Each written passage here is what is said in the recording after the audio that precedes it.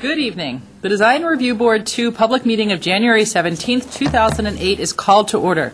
Please refrain from talking among yourselves during the meeting, and please turn off or put on vibrate all cell phones and pagers. If you need to talk, please leave the meeting room. Anyone who wishes to speak, including applicants, is asked to completely fill out one of the speaker's cards provided at the table by the front door and submit it to staff. You will be called to present a case or speak on any specific item as desired. Anyone who wishes to be re-noticed about a project must completely fill out one of the postcards provided at the table by the front door and submit it to staff to receive notice of subsequent meetings. Current DRB agendas are available by calling our DRB hotline at 818-548-3171 or by visiting our website at www.ci.glendale.ca.us.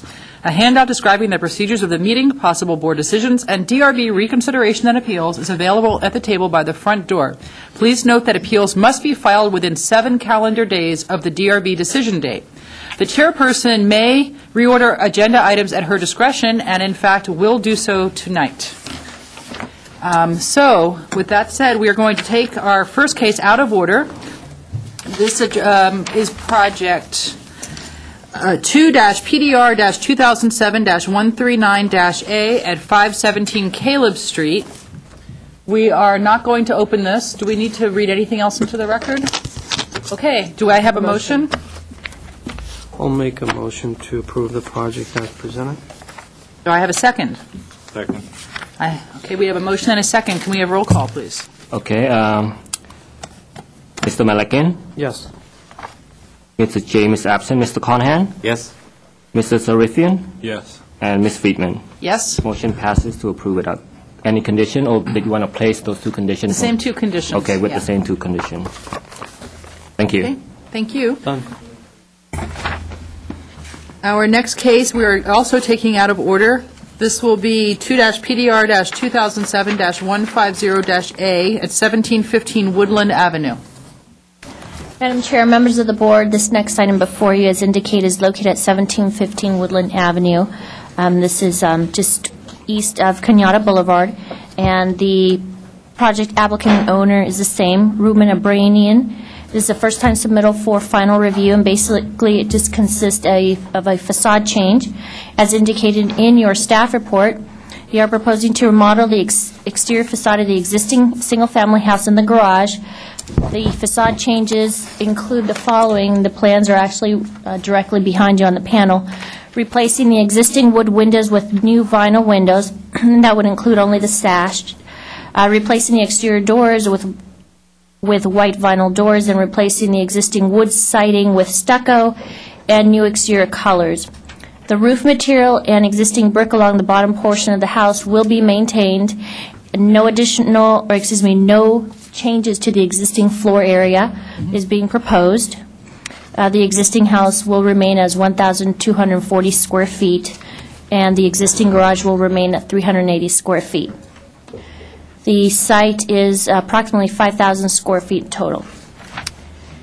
Are there any questions regarding any sections of the staff report, or any sections that you would like me to go over specifically, or jump straight to the comments? Staff did have specific comments regarding the changes that are being proposed. Again, they are delineated in your staff report, but I'd be welcome to go over any of the sections if you wish for me to do so.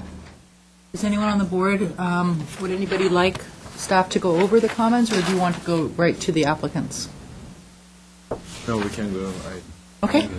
Pretty Okay, Ruben and Sheila, please come up and state your name for the record. You have 3 minutes to speak.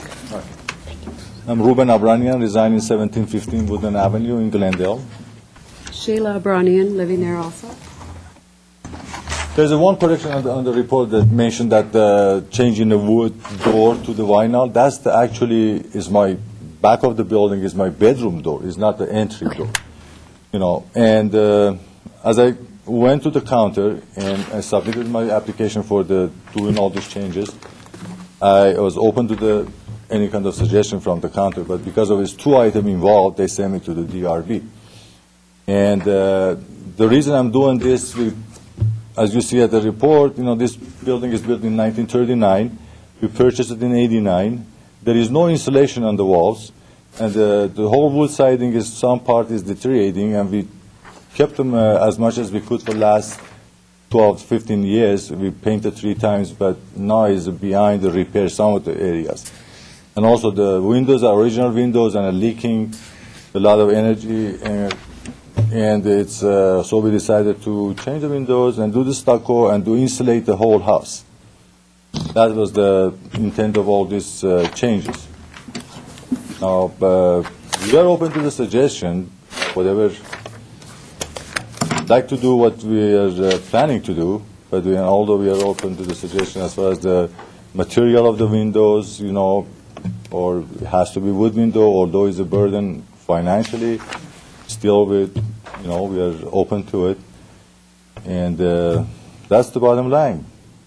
And can I just add, many houses on the street are stucco, and the same type of windows that we'd like to do. But we're not asking to be, so we stand out and we're different. On that street, my neighbor next to me is stucco.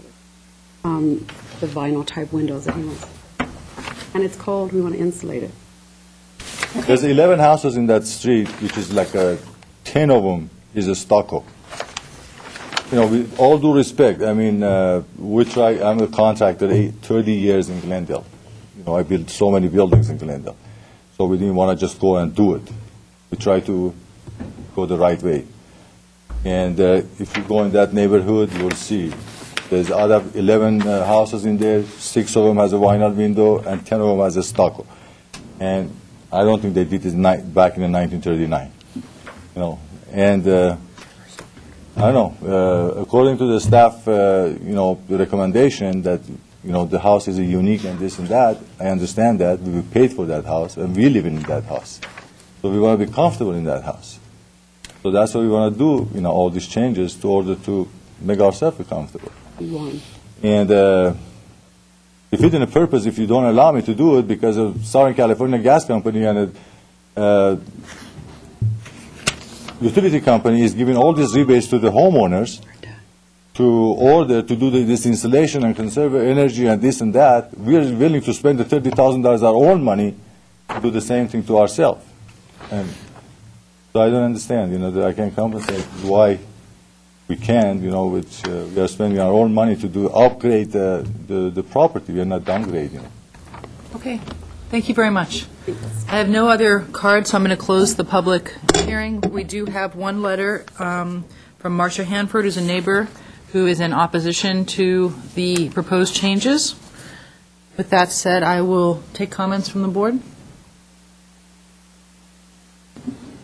Anybody like to say anything? Too late in the evening to tell. I'll go ahead. I appreciate the homeowner trying to upgrade and making it as efficient as possible.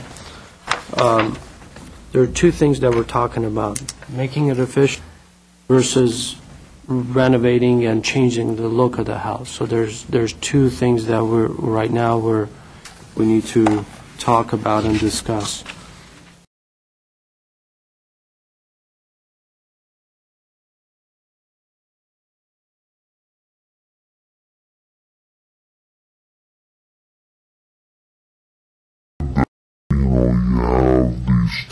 Deteriorated sidings that you want to remove, obviously. At the same time, re-insulate and put back something is more commonly used, which is stucco. I think I like the entire idea of renovating and bringing this up to the current standards of the energy. But I think there are ways. I think just simply replastering the entire building, being that we are the design review, we are looking at the design, and we're looking at some alternative options of coming up with some creative solutions of the basic stuccoing the building. I think there's ways that we can come up that you can get what you're looking for, and I think what we want to see is a little bit more pleasant, a little bit more not to be outstanding within the neighborhood and the street, but be, at the same time, be something that it's something coherent and it's been done within the neighborhood. So I think I have no problem of stuccoing the building. I don't have a problem removing the siding, but I think there's some homes there that have a similar type of condition, that they have plaster, but they have incorporated certain sidings within their building that brings a very, more of a modest ranch-style architecture that they have, and I think we can have that. The house right to the left of yours and to the right of yours do that. They have siding above the ridge line where the eaves come down, and they have a section of that as a siding, and then the base of that is plaster. Windows are set within that, some nice moldings around it. And I think if we do that, I think we can maintain a certain character of the siding and the ranch style.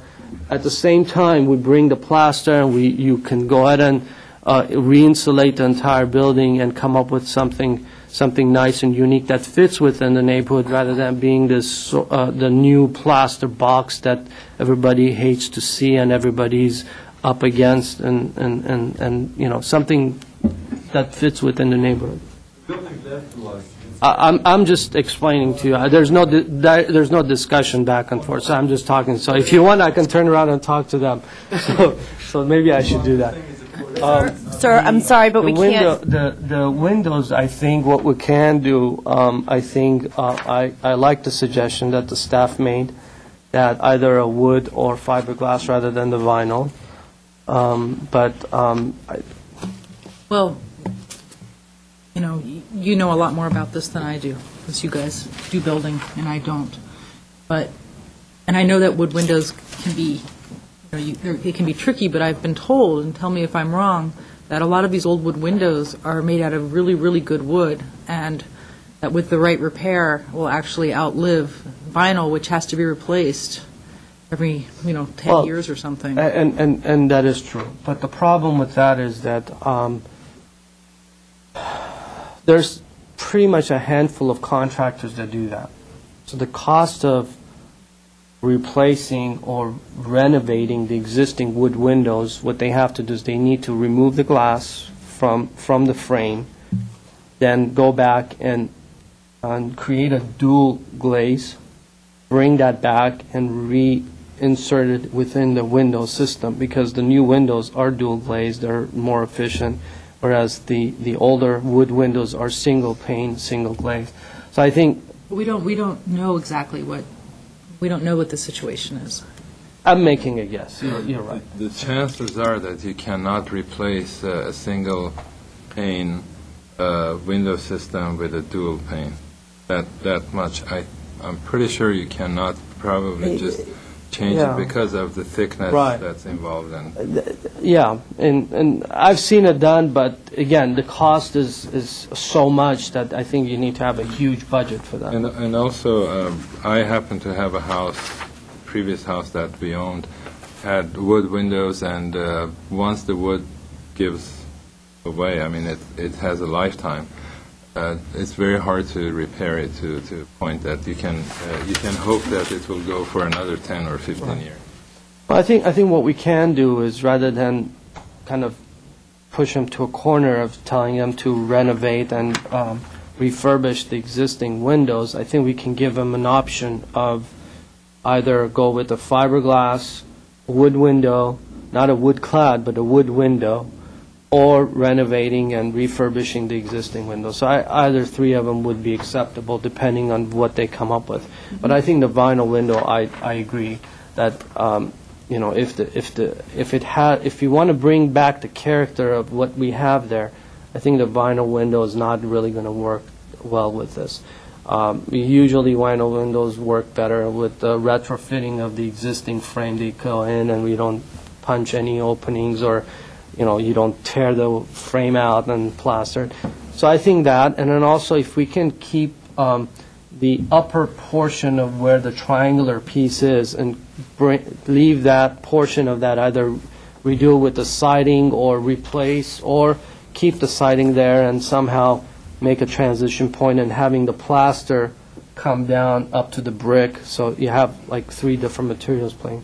Can I just make a suggestion that rather than giving them those kinds of options, that we just deny the application for what he wants to do? I mean, he wants to stucco the whole building and put in vinyl windows. I mean, there's no part of that I think we are likely to accept. Well, so I think what we can do- we can give them some guidance, and they can certainly work with the staff to come back with something that's leaves some of the character of the building and has windows that are more acceptable, and it's a new application at that point. I think that's a little bit harsh, but... Well, or yeah. returning it for redesign. I either way. think what I'll do is either return it for redesign, or I was even going to approve it with those conditions, but that was my take on it. So. Yep. In my opinion. Wait, hang on one second. We have a comment from Stephanie. Yeah, you do have the option to condition it. I think that we understand the direction, and if you condition it to come approve with conditions, it can come to staff. And I think we understand the direction of the character that you're interested in, and we can repeat back to you when you come to a conclusion what those conditions are to your satisfaction. Okay. Yeah, I have to say, I stopped by the house this morning, and that was the house that stood out, because everything else has changed so much that I think the context is different now, and we cannot hope that all those houses are going to change to their original state.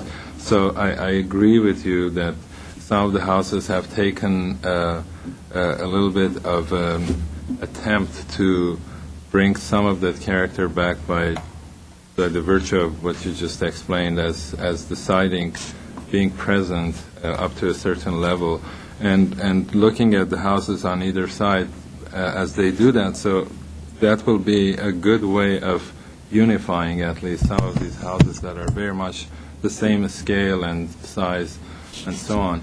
So I would think that it would be just a simple way of resolving it to have these conditions set and hope that they'll come back. And I think good windows make a big difference, appearance-wise, because these windows especially, they shout from, you can tell that these are not true sashes and windows. Unfortunately, we cannot speak. Yeah. No, but I'm just commenting that I think we can hope that you can probably come back with a better window system, and that unifies the street in a better way. I think, yeah, the windows, if you go with any kind of a window, I think what we want to bring back is its own original character of the depth and the detailing that originally had. So I think even if we go with the wood window or replacing it with a fiberglass window, or even, if you keep what's there, that's a different story. But if you go with a new window, being that it is going to go against the plaster, I would want to have another wood frame or something that gives the same kind of an effect of the depth and what we're looking for as far as the character that we have. So that I would like to see that. It's your turn, Mr. You just have to jump in. I being a gentleman, I don't. But anyway, so no, I think this house has character, the style, the wood, and I just think that going to stucco on the house it'll blend in with the neighborhood. That this house will totally lose its character when we stucco this. We talked a lot of windows. I think we should have wood frame window with this type of structure. So I support the staff recommendation that we replace that siding.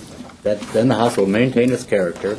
And I would like to see wood framing done in wood, which would match the siding. That's I hate to see vinyl against this type of siding. But this if we go stucco, we're going to totally lose the character that this house presents. This is a very attractive house in that neighborhood, and I should maintain the character. So I support replacing the siding with wood material, and hopefully we would go to wood framing on all the windows, which would blend in with that wood siding. Because I think if we do other than that, we're going to totally lose the character of that house, and we'll lose an asset, an important asset in that neighborhood. Thank you. Alan, when you were talking about fiberglass, are you talking about a wood-clad fiberglass No. window, just fiberglass? Either fiberglass or wood window. If you go with the fiber, well, I have to take it back. Fiberglass clad would be acceptable also, because cladding generally talks about on the interior of the building. So in interior, if they want to have the wood, they can. But I guess if they're going with vinyl, they were happy with having a plastic inside the house. So with the fiberglass clad, what's on the outside? Fiberglass. But it's a thicker profile and you can paint it, right? It's a thicker. Well, yeah, as much as I sympathize with the homeowner, and I understand if the house is drafty, we don't want you to be in a drafty house, certainly. Just when I look at a house like this that is so incredibly charming, and I know people go out of their way to look for these kinds of character houses, because I did when I was looking for a house. I mean, I was willing to spend 2 years looking for a character house. The idea of turning a character house into just stuccoing it over and putting in vinyl windows to where it looks like a tract house in any part of Los Angeles, maybe a part of Los Angeles that's not nearly as nice as this neighborhood, kind of breaks my heart, because it's taking a house that people go out of their way to try to find because there aren't that many left, and downgrading it, really, is what you're doing. And I don't think that you want that, and that's kind of what we're here to prevent, in a way. But hopefully the alternatives that the board has come up with is, doing fiberglass or doing wood or something that has more profile to try to retain some of that character is really what we're looking for.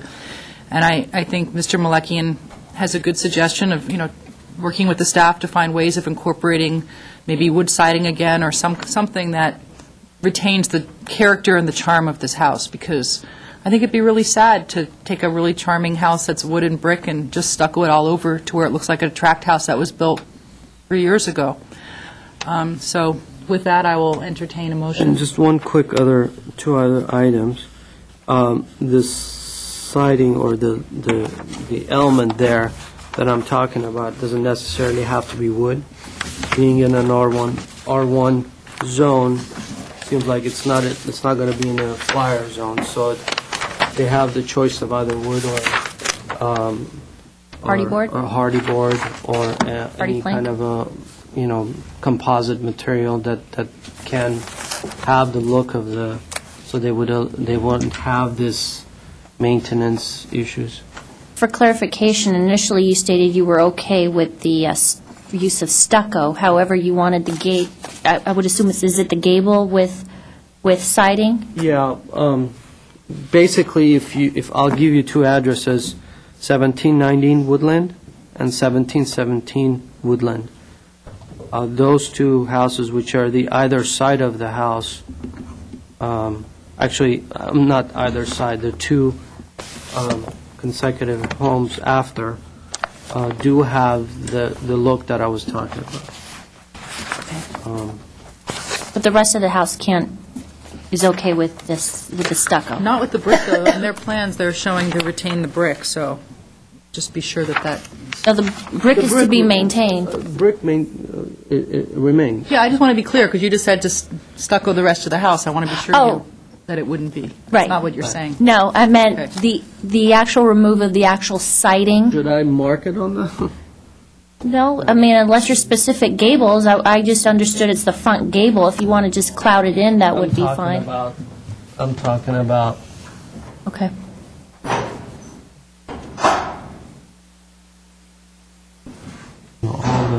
All these...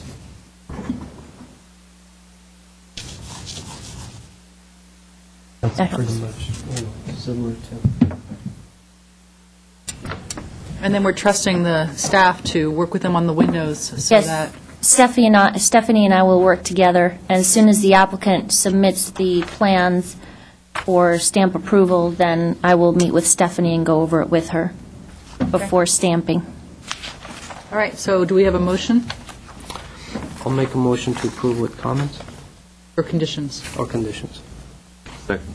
Okay. Did you want me to go over the conditions, could by I the way? do the Because I have conditions? like three. Conditions. Okay, we got the first one on the record, which was regarding to maintain the proposed, or excuse me, to maintain or propose new siding on the gables as indicated on the plans, or something similar like hardy plank, similar to the homes located at 1717 or 1719. Use wood windows or fiberglass clad windows, or refurbish existing windows in order to preserve the existing character of or the original character of the house. So those are the three options. And I believe you mentioned something about the existing wood frame not being feasible for the new windows. So I noted to propose a new wood frame which introduces appropriate depth for the new windows. Is that I correct? think they're already showing a frame, so if Okay. they can just, It's on record. So those were the only conditions that I have. And that was a motion by Board Member Malikian, and that was a second by Zarifian. One explanation. Yes. Under the gables, we're going to put what under the gables? All, is that understand what you're proposing? siding or something, and anything that does look like a siding. That gives that character of wood only Yeah. under the gables. Right. So all the sides will be stucco. Yeah, similar, you Yeah, can I take a know, look I at see. the I 1717, know. you'll get an Right. idea, whatever, or 1719, you'll get an idea. Okay, roll call. Board Member Malikian? Yes. Board Member Zarifian? Yes. Board Member Carnahan? Yes. Madam Chair? Yes. Motion carries 4-0. Thank you. Okay. Our next project is 2-PDR-2006-136-C at 3304 Mills. Good evening. Thank you, Madam Chair. This project, as you stated, is case number 2-PDR 2006-136C, located at 3304 Mills Avenue. This is the third time submittal for final review. Just to recap for you, the property is located in the R1 zone floor area District 2. The neighborhood this property is located in is the Del Norte neighborhood, which is a 1940s, 1950 neighborhoods. In the single-family analysis and guideline, it states that the focus for this neighborhood is placed on mass and scale. The applicant is proposing to rebuild the existing single-family residence, including addition to the first floor and a new second floor. The existing house is one story. 794 square feet will be added to the first floor, and 908 square feet will be added to the new second floor. The existing house is 1,175 square feet, and a new two-car garage, attached two-car garage, will be provided to meet the parking requirement. In this neighborhood, however, there is no predominant architectural style. The proposed residence exhibits characteristics of a cottage and contemporary country manor style building.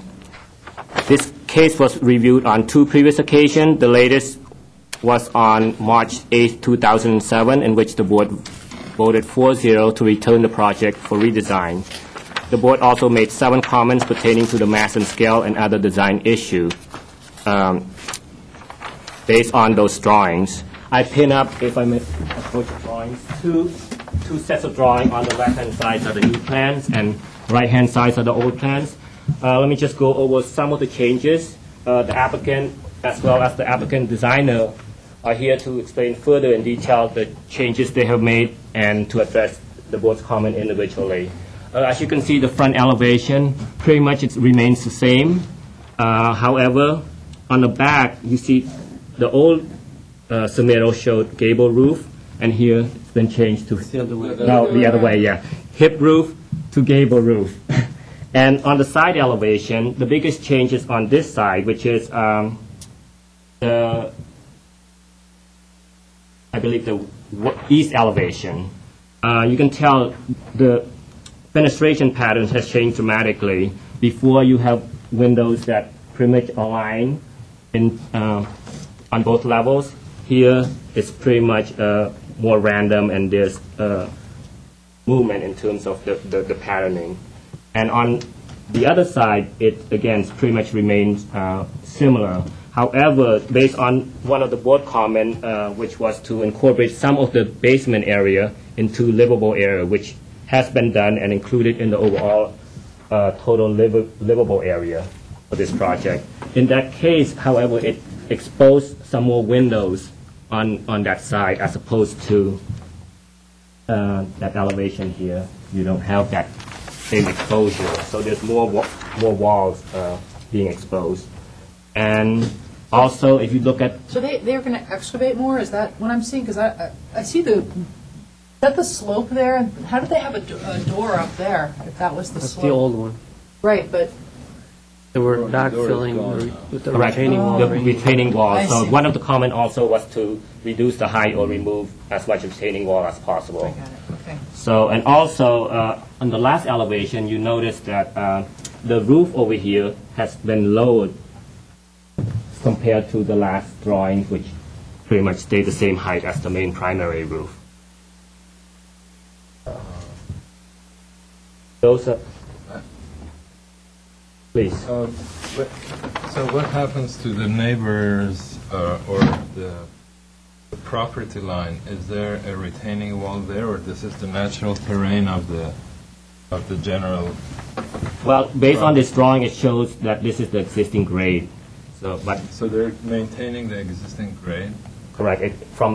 That's what it appears from this drawing, but the designers here previously they were to build a retaining wall to retain the earth and then kind of hide some of the building.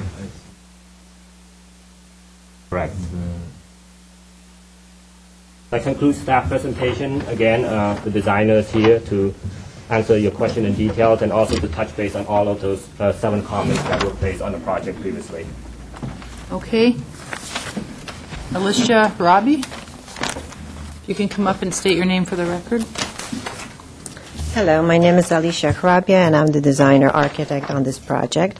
And after the last design review, we reviewed the comments with my client in order to make the necessary design adjustments as much as we can, and also to provide, still keep the comfort level that the owner would like to see in this house, because this will be his dream house, as he puts it. We have also met and asked to have a separate meeting in order, to see what are, the requirements, what can we do to really minimize the issues here with one of the board members, Mr. Alan Malekian, together with Rather Doug. That was in mid of last year after following our design review meeting. So these are the following answers to the comments. In order to reduce the mass of the building and consider incorporating the basement, we have the part of the basement area, 468 square feet, has been included into the livable area. And this is the part of the area that is because the site has a gradual slope. And most of the area in the back and underneath the ground, it's all surrounded by earth. Only one side, as you see on this side, is visible. So that's the area where we decided to put the livable space, because we felt that the natural light will be available and the comfort space is there. Anything else, the other existing basement that's beneath the house, which is existing, because it's a single-level house with a basement, it is all underground, and it is a damp area. It's very dark, and it's unlivable. So that's the area where we still keep as basement. And this will be used for storage. And there are many areas where mechanical equipment, boiler, there will be future sump pump, because most probably for the drainage, that may be a requirement as part of the building and safety. And, also other areas, because the client's wife is also a nurse, so she has some of the equipment, some she would like to store there. So it's a storage area, which, of course, we always lack in our houses. Number 2, provide 8-foot setback along the both sides. We have provided additional setback of 1'6" along the side of the residence, which is this side as you see on the bottom, for about length of about 19 feet. The 6-foot setback as provided is as required by code. The lot is considered really narrow because it's 50 feet by most standards, and width-wise with a 6-foot side yard subtracted, we really fit only a 2-car garage, entry, the living room, which already is really narrow because it's at 11'4". So in this sense, we are showing that we're not excessive in the placement of the number and sizes of rooms across the depth or the width of the residence.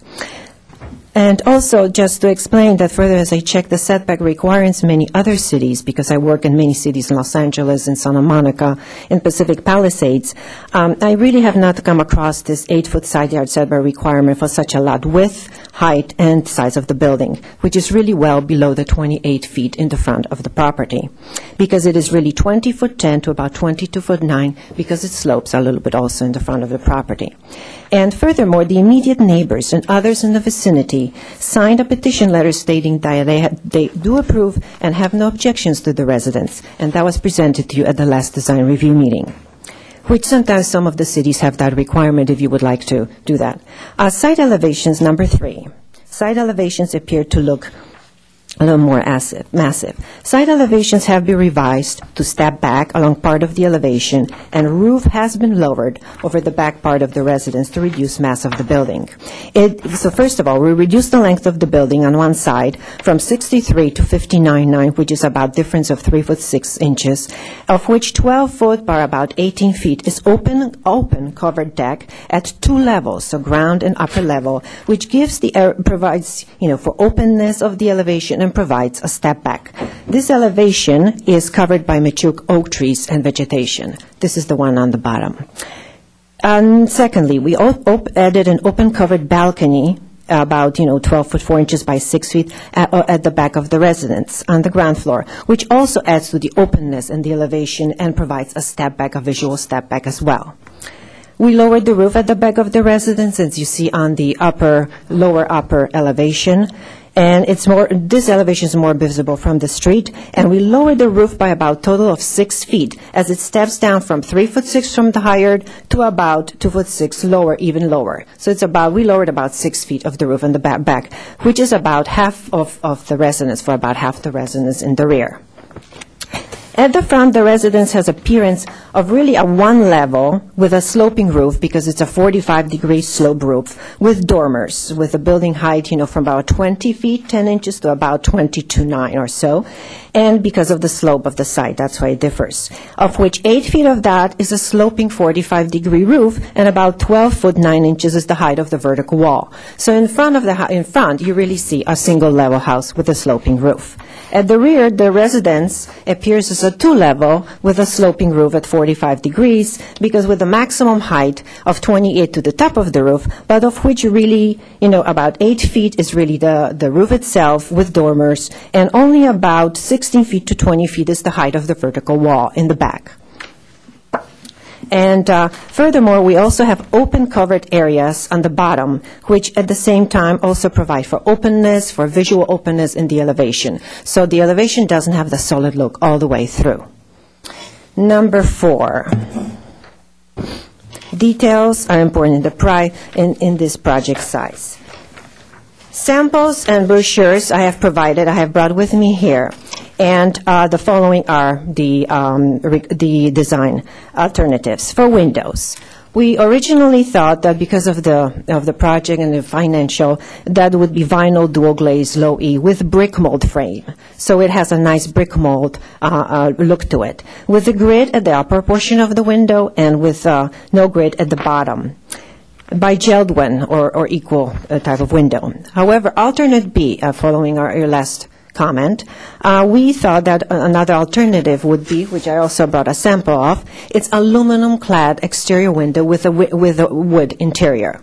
An aluminum-clad window is more weatherproof than a wood window, and that's why we decided as an alternate to use that, because it also has the depth and the durability.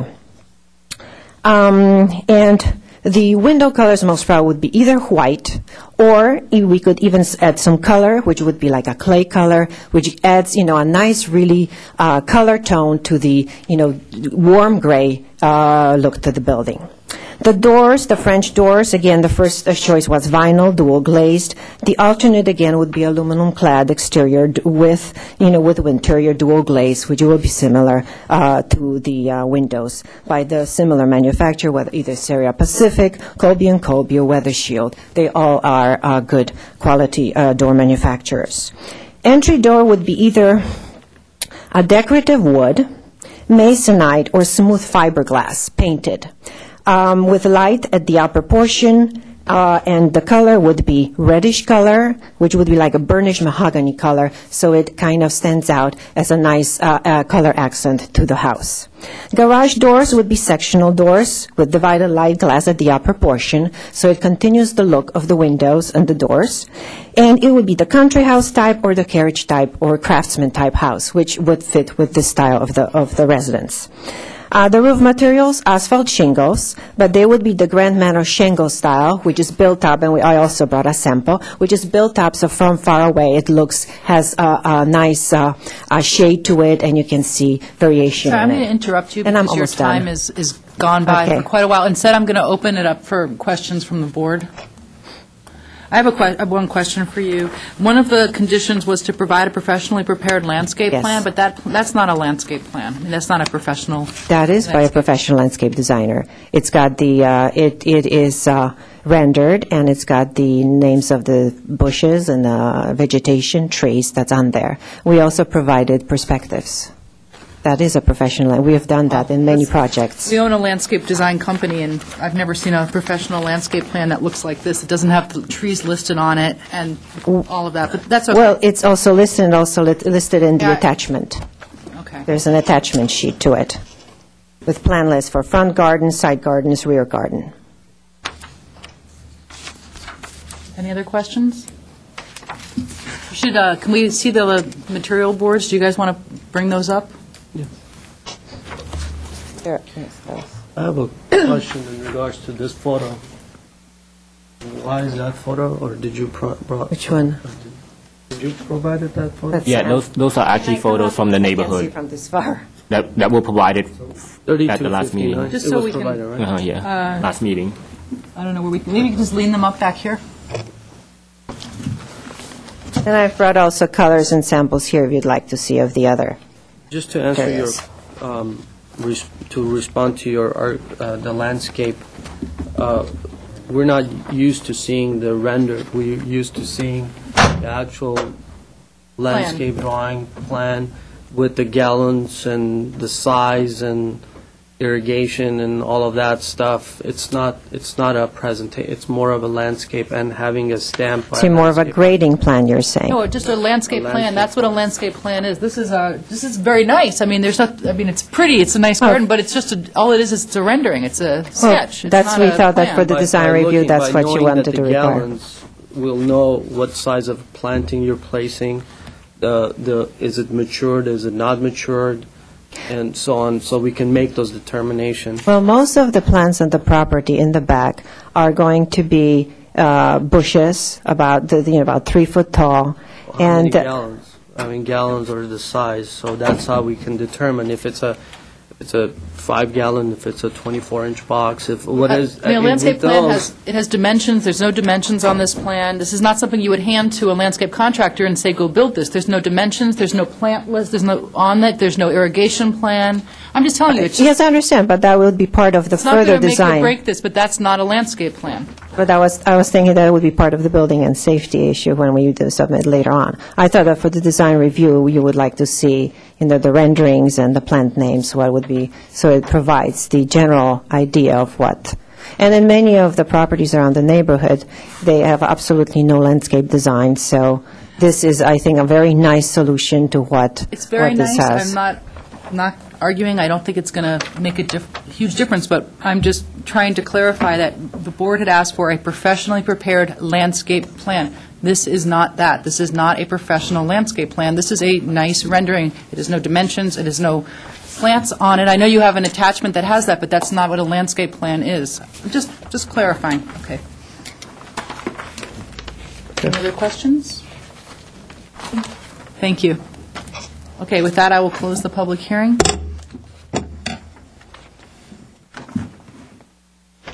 Started first, I'll let you guys go. Well, okay.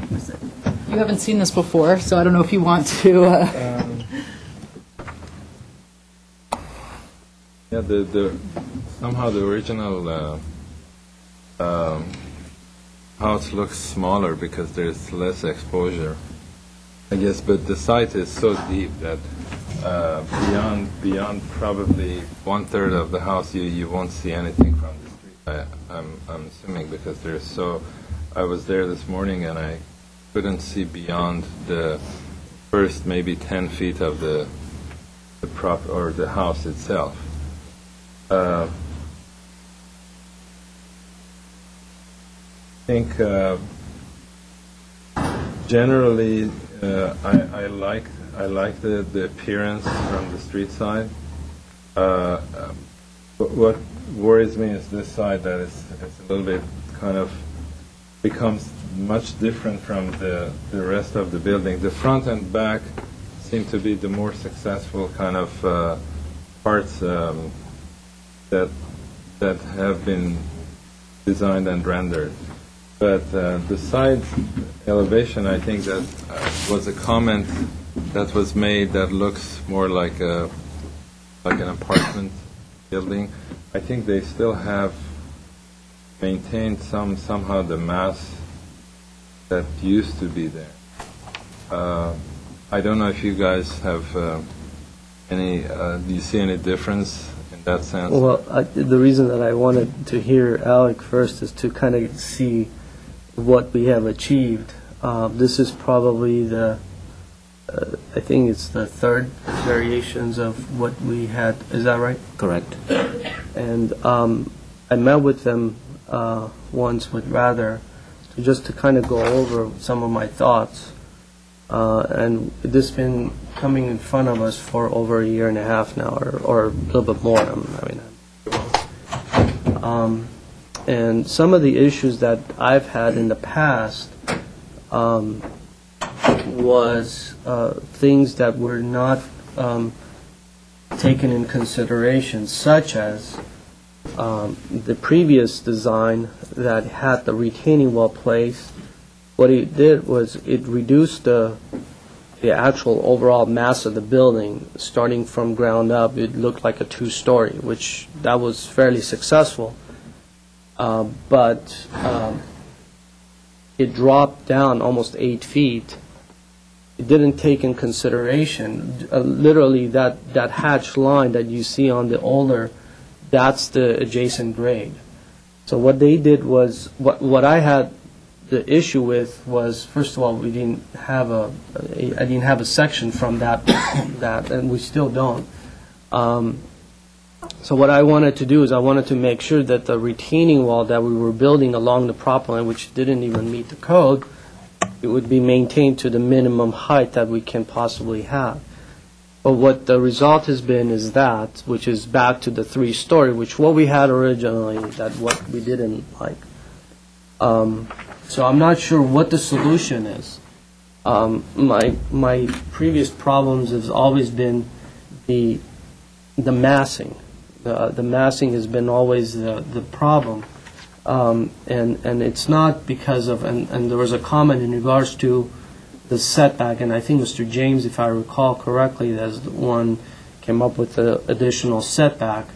And all of these issues and problems that we're having with this project, and I'm having with this project, is the style that has been chosen.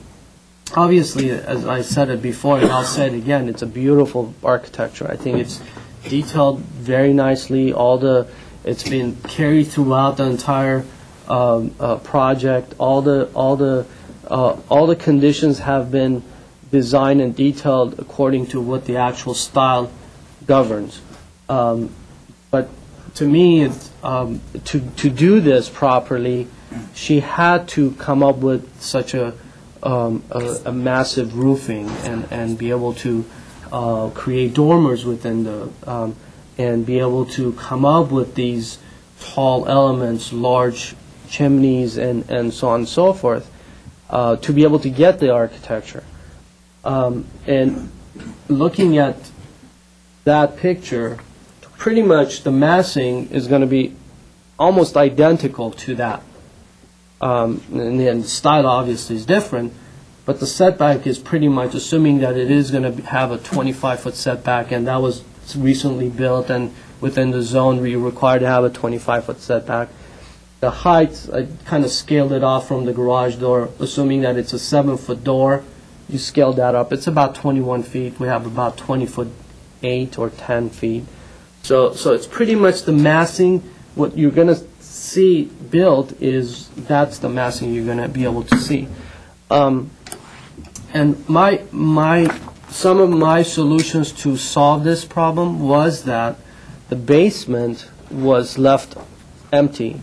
And then they had these functions all over the place. And I said, well, why don't you take some of these functions and place it into the basement and be able to eliminate or lower some of the volume from the upper floor to be able to kind of not mostly carry it straight through to the back, but yet try to step it down, be able to play with these roof lines, with the volume, with the function that you have inside, be able to kind of, step it down as the site steps down in the back. So I'm not sure really how much it has evolved from where we have started. We've been kind of nitpicking on little things, but the overall picture, it's still the same architecture and same thing. And pretty much every condition that we put in, there's been a response back. We wanted 8 foot. They have findings, other cities that they haven't seen a setback that it's 8 foot. But again, my answer to all of those concerns and questions has always been and will be is that we're not the one who chose this architecture and style. The applicant has, and obviously the designer has met all the requirements of the design that will need to come up with this beautiful architecture. But does it work within the site? Does it work within where it's going? Does it work with the contour of the property? And does it work with the adjacent buildings? I understand none of the neighbors are complaining. I'm baffled about that, but that's besides the point. You have a very small little homes that are fairly close to the property line, and the existing house itself, you look at the site plan, there's a substantial setback from the property line. So, right now, the building does what this proposed building is doing, the existing. You have a one-story or a smaller version, and then it steps down, you get a two-story volume. But everything has been kind of designed, original design has been done with an appropriate setbacks. And I think that's where Mr. James was having, and I don't want to speak on his behalf, but I kind of agree with what he was saying in regards to once you come up with these volumes, you need to make everything as proportion to the volume. This, to me, it's always been about the mass and always been how it's been situated and how it's being fitted in within the property.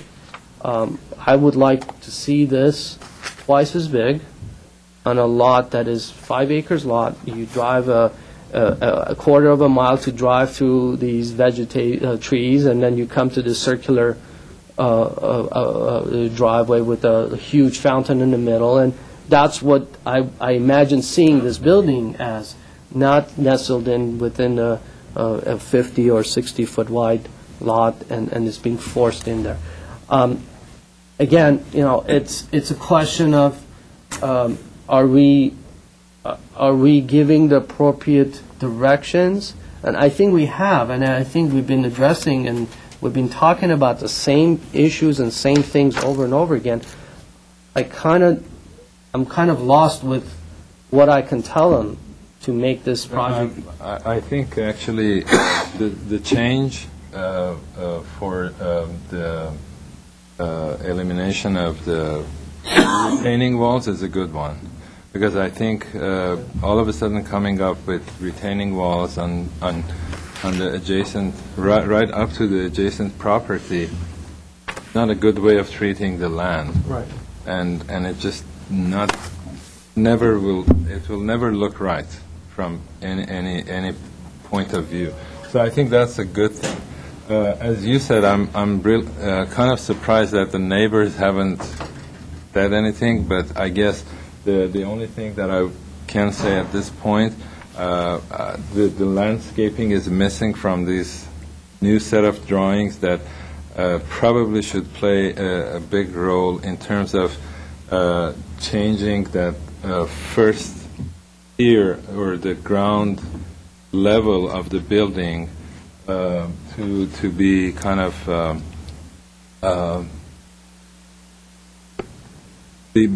almost the building becomes the second layer behind the landscaping, like the same thing that the roof, the gabled roofs are doing. They're eliminating a level almost. Right. So the landscaping should eliminate the first tier of the building itself, so that it kind of becomes almost a base that camouflages the ground floor from the neighbor side. And we're hoping that the landscaping will mature and stay and irrigate properly. Yeah. And will, yeah, so it needs that kind of sort of pieces that can help to reduce the scale of this house from the neighbor's side. That I can probably speak for the neighbors. At least when the building goes up, all of a sudden they might say, "I wish I had said something." But I think play a big role in from the neighbors, because I think that this will be a good addition to the neighborhood. And that's what I kind of was looking for when I went there and tried to really imagine it.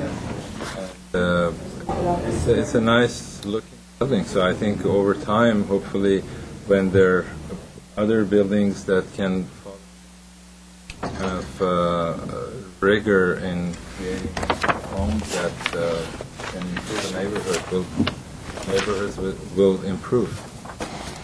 So that's the only that I have ways to reduce the mass of the building from the adjacent. As the street side and the back side. More a question, these planting that have along the building, have you looked at that? Do you know anything about that? Can you explain to me a little bit? About the vegetation, what they, you know a little bit more than I do. No, I mean, the thing about it is that, there's no dimensions given on this.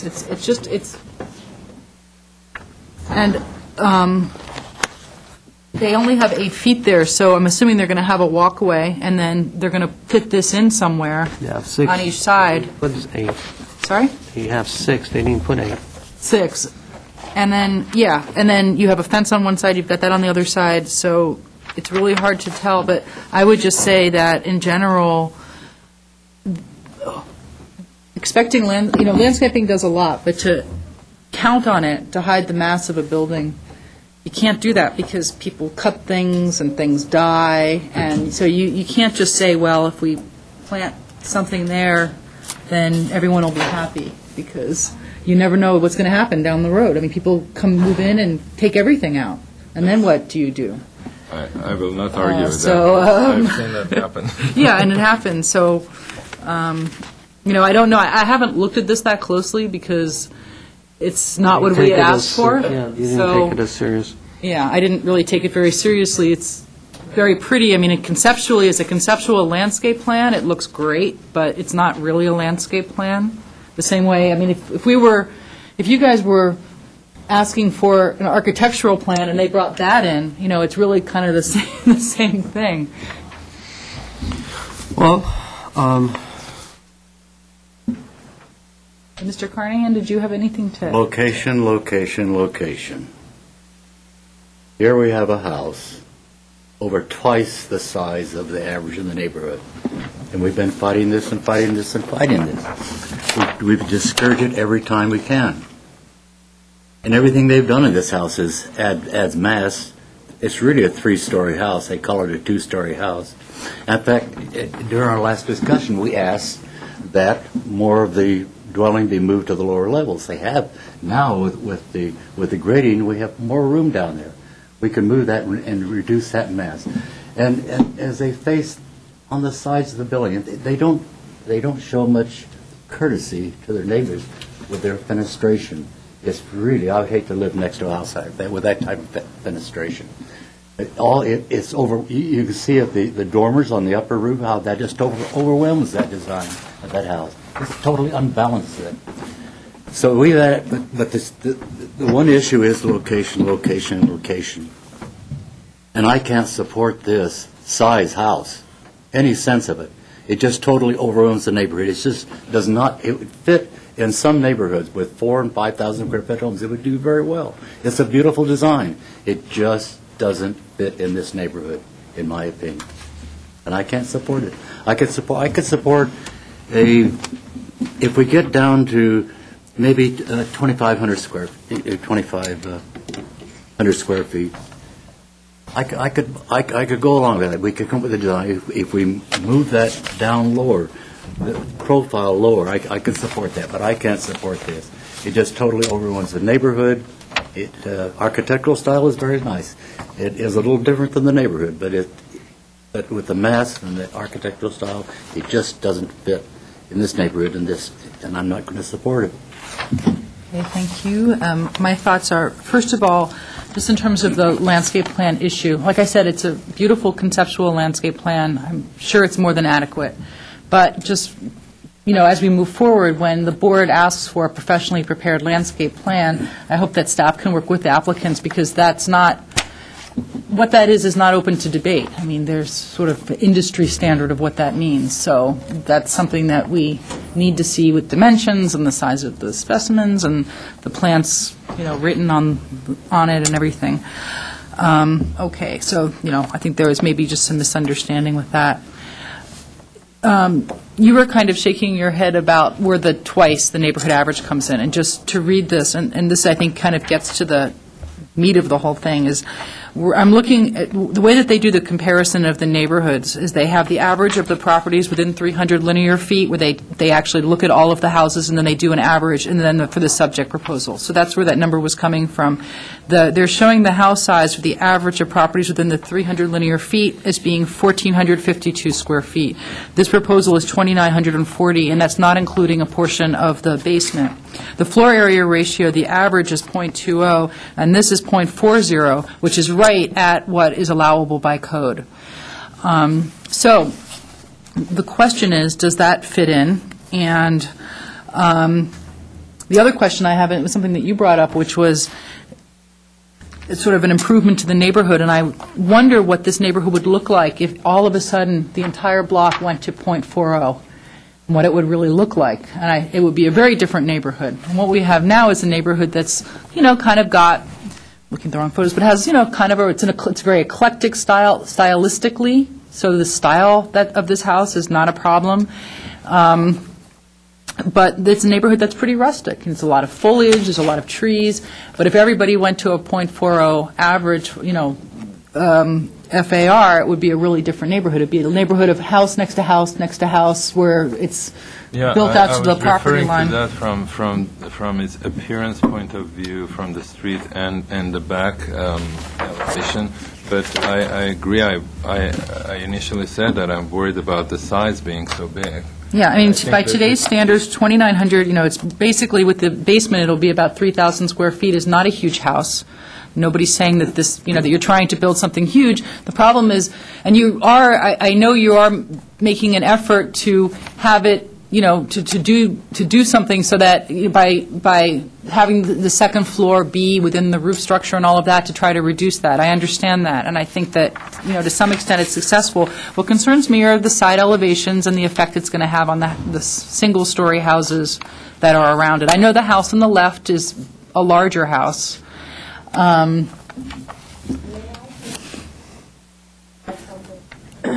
You have to either open up the hearing or... I'll let you come up just for like a half a minute. I just, if you really think that you have something that's going to change. I'm sorry, you're going to to have to wait to speak into the microphone.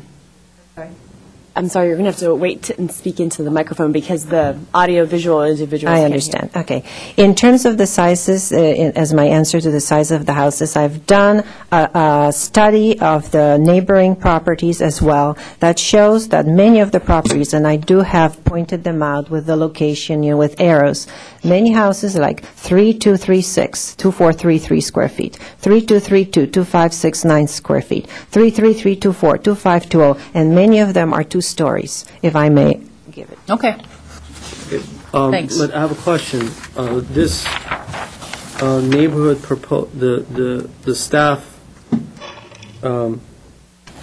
comparison that they put together, it says the average lot size is 7,281, and this project is 7,350. Is that correct?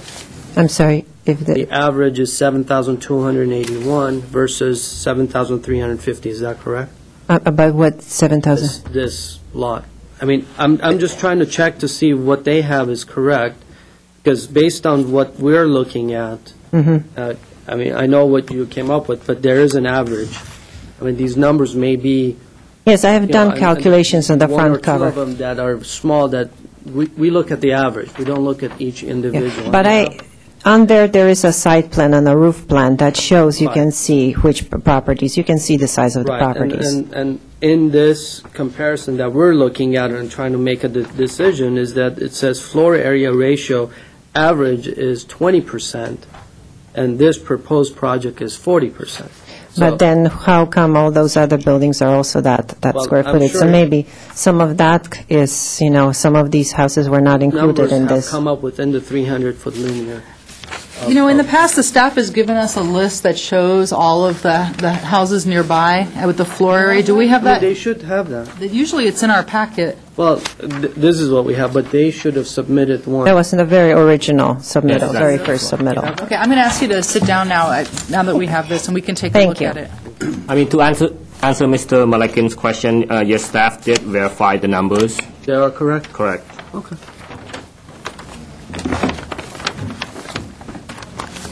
Question for staff.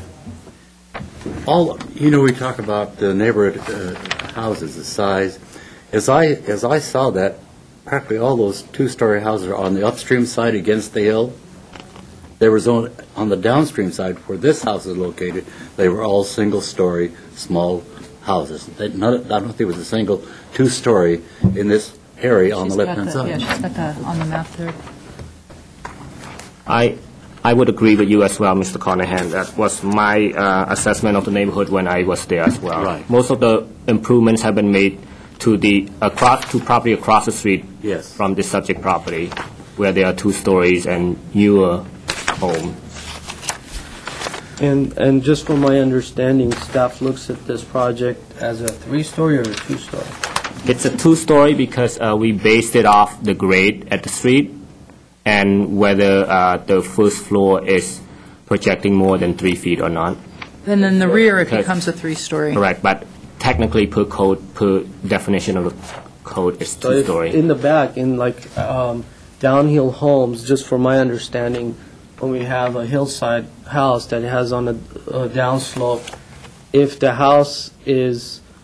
the first floor is within a foot or two of the street, then it's considered as one story, and then if downhill you have three other levels or two other levels going down, that's not considered as floor? Correct. It's all based on the average top of curb elevation. So your finished floor on the first floor, and compare that to the top of curb elevation, the average of that, then if it's 3 feet or more, then that would be a first floor, even though it may be only 4 feet off the... Okay. So the floor that is visible from the street or the the section that is visible, let's say it's 1 story. And then from there, you have stairs that goes down to another level and then goes down to another level. Is that house is considered as a 3-story or a 1-story? Per the definition of the code and how we define story, I would say that would be 1. But then it affects the height of the overall height. You Right. applicant also needs Right. to worry about overall height of the Everything building. is relevant to the street, and, if you have 2 stories or 1 story above street, that's the number of stories we get to determine how many stories it is. Okay. I'm just trying to, from my understanding, okay. If that's what it is, that's what it is.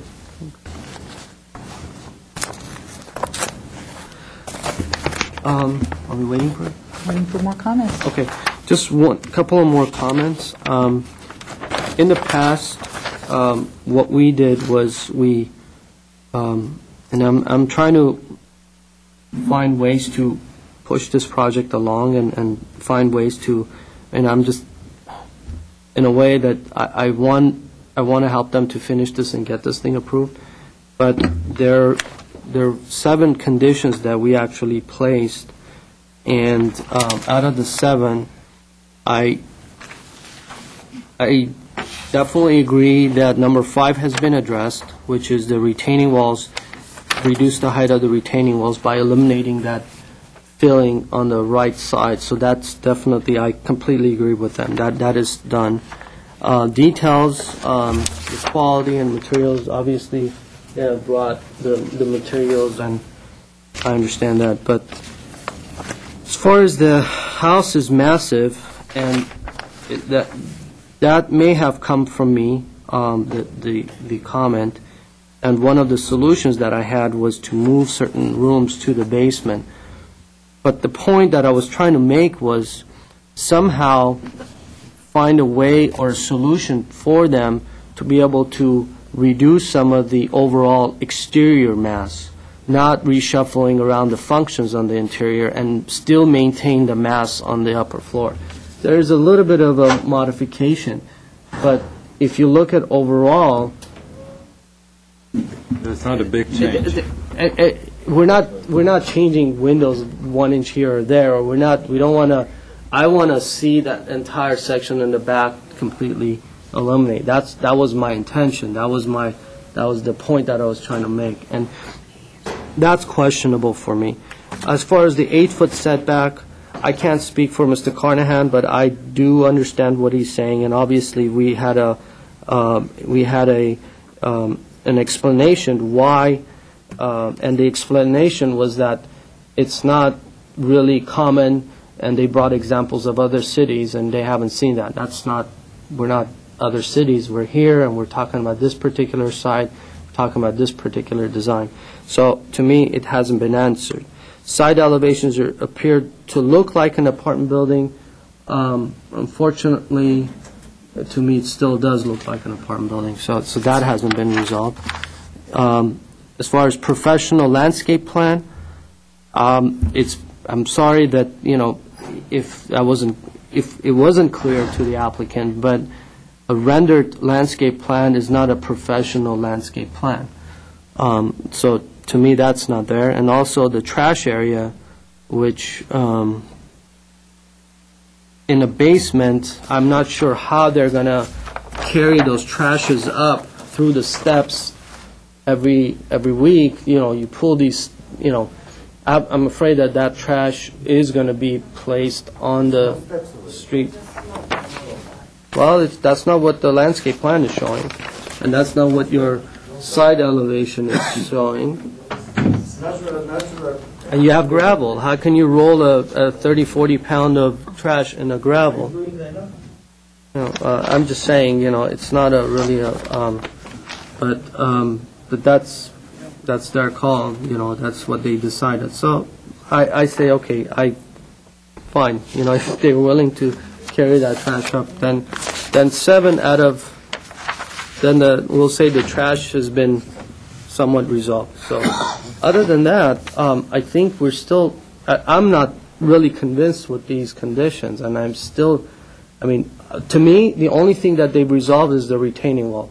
truly has been resolved from literally an 8-foot plus, and another 3 or 4 foot of retaining, which brings it almost at the high point, almost a 12-foot wall on the property line, which it's not possible to have. The zoning doesn't allow you to have that. That has been eliminated, so that's very clear. So other than that, we've been kind of looking at the same mass, same thing. So that's. One way to Tell me something I don't see. You're new on this, so. Yeah, one thing that caught my eye was that the large space that exists under the back end of the house, which is I think it's a pretty sizable area, and during winter time, it will be kind of cold and it will accumulate a lot of leaves, and it seems to me that that's an opportunity to bring the house to the ground, and maybe that can be a terrace for the upper level. So there, you start to let the earth almost like move up to the house, and that's one way of reducing the mass on the end side of the house, because as the ground moves down, the house can move down. Wasn't that sort of what we were getting at last time? I think that was the intention last time of the idea of trying to claim some of that basement. I'm sorry, we can't. I'm sorry, Yeah. Individuals that are commenting from the audience, unless you're on the microphone, we can't accept the comments. So. No, I was just trying to see what the group felt about it. We had the comments in that we had suggested, and some of these suggestions were that we would take certain uses that were, I mean, it's not our purview to get into the actual function of the interior, but just trying to find some way of resolving this and saying that some of these functions that they have there, such as a family room or something, that can be separated from the bedroom areas and can be, and that's their call. They need to know how they're going to, I don't want to dictate their design, but I was just trying to find ways to somehow step this down and maybe incorporate some balconies, something, and that has been always the challenge, and it seems like they don't want that. I mean, this is what they want. And honestly, I don't know what else to tell them. I mean, I've been advocating the same thing over and over again for past years, saying the same thing. And again, I understand, if this is the style that they want, if I were them, I wouldn't have changed it either, because if I do change it, then the style doesn't make sense, and they need to have these large roofing masses and everything. But again, they need to solve it somehow, and I don't know how. I mean, they need to reduce the mass for me, and that hasn't been done.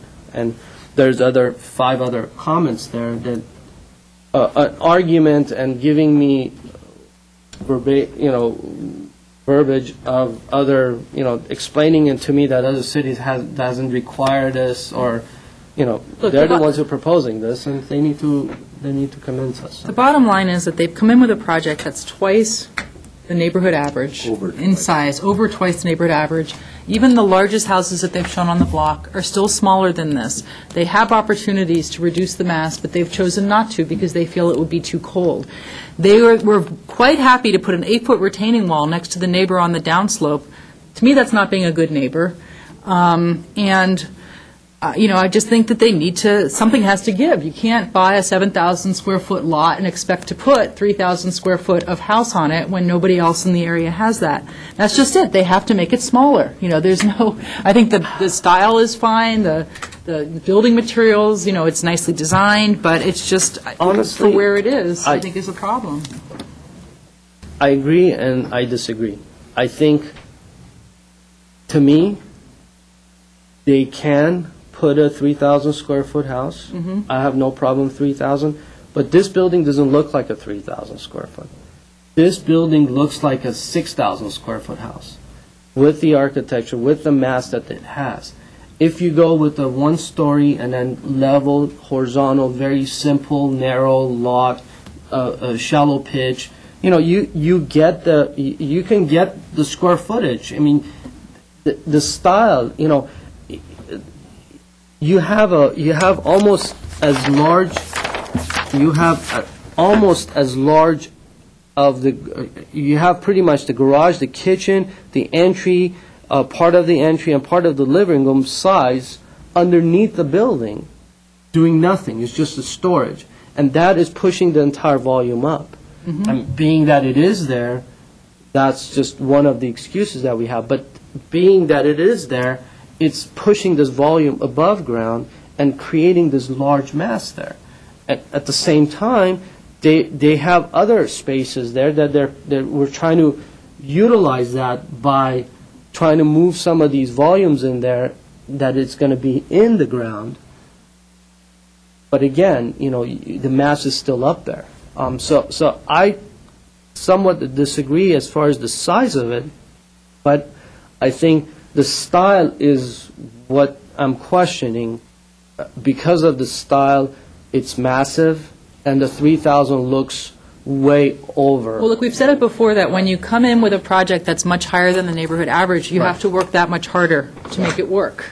I think that's really the bottom line, and it just seems like the board is very consistent.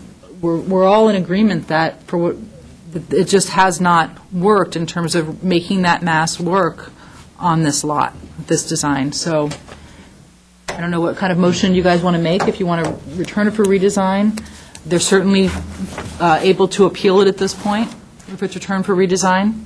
Correct. If they appealed it, it would go to the city council at this point. And since it hasn't really changed much since the last time we saw it, that may be the only option for them if they really want to continue with this. So do you want to return it for redesign, or do you want to deny it, or what do you? Honestly, we can do whatever. We can return it. We can return it for the additional comments and additional findings that it was missing.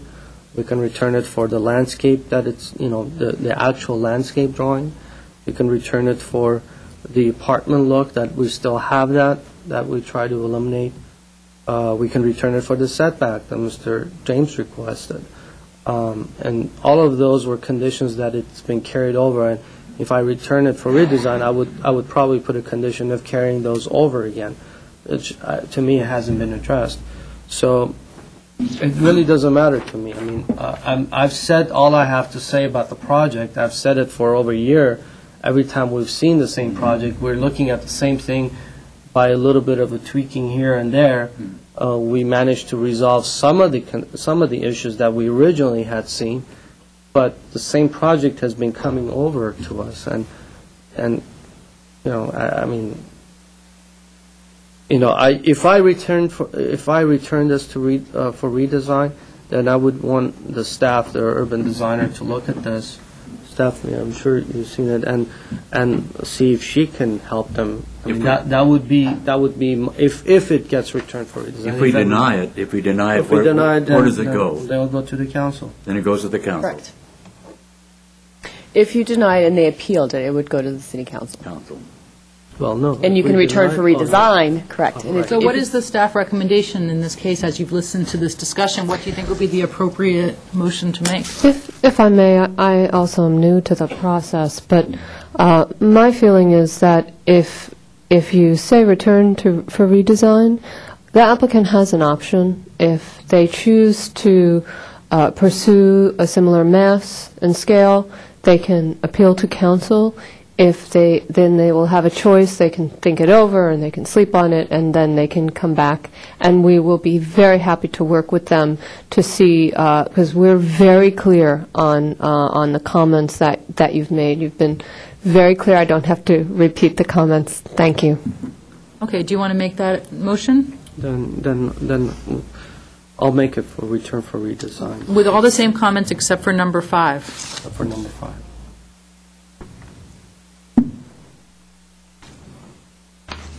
And Are you making a motion? No, I will, but, I hope we address this, the size of this structure.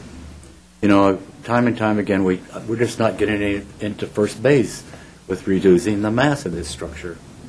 So I do have a comment that relates to that. I would go so far as to put a square footage on it Well, and a height limit, but that'd be going pretty far.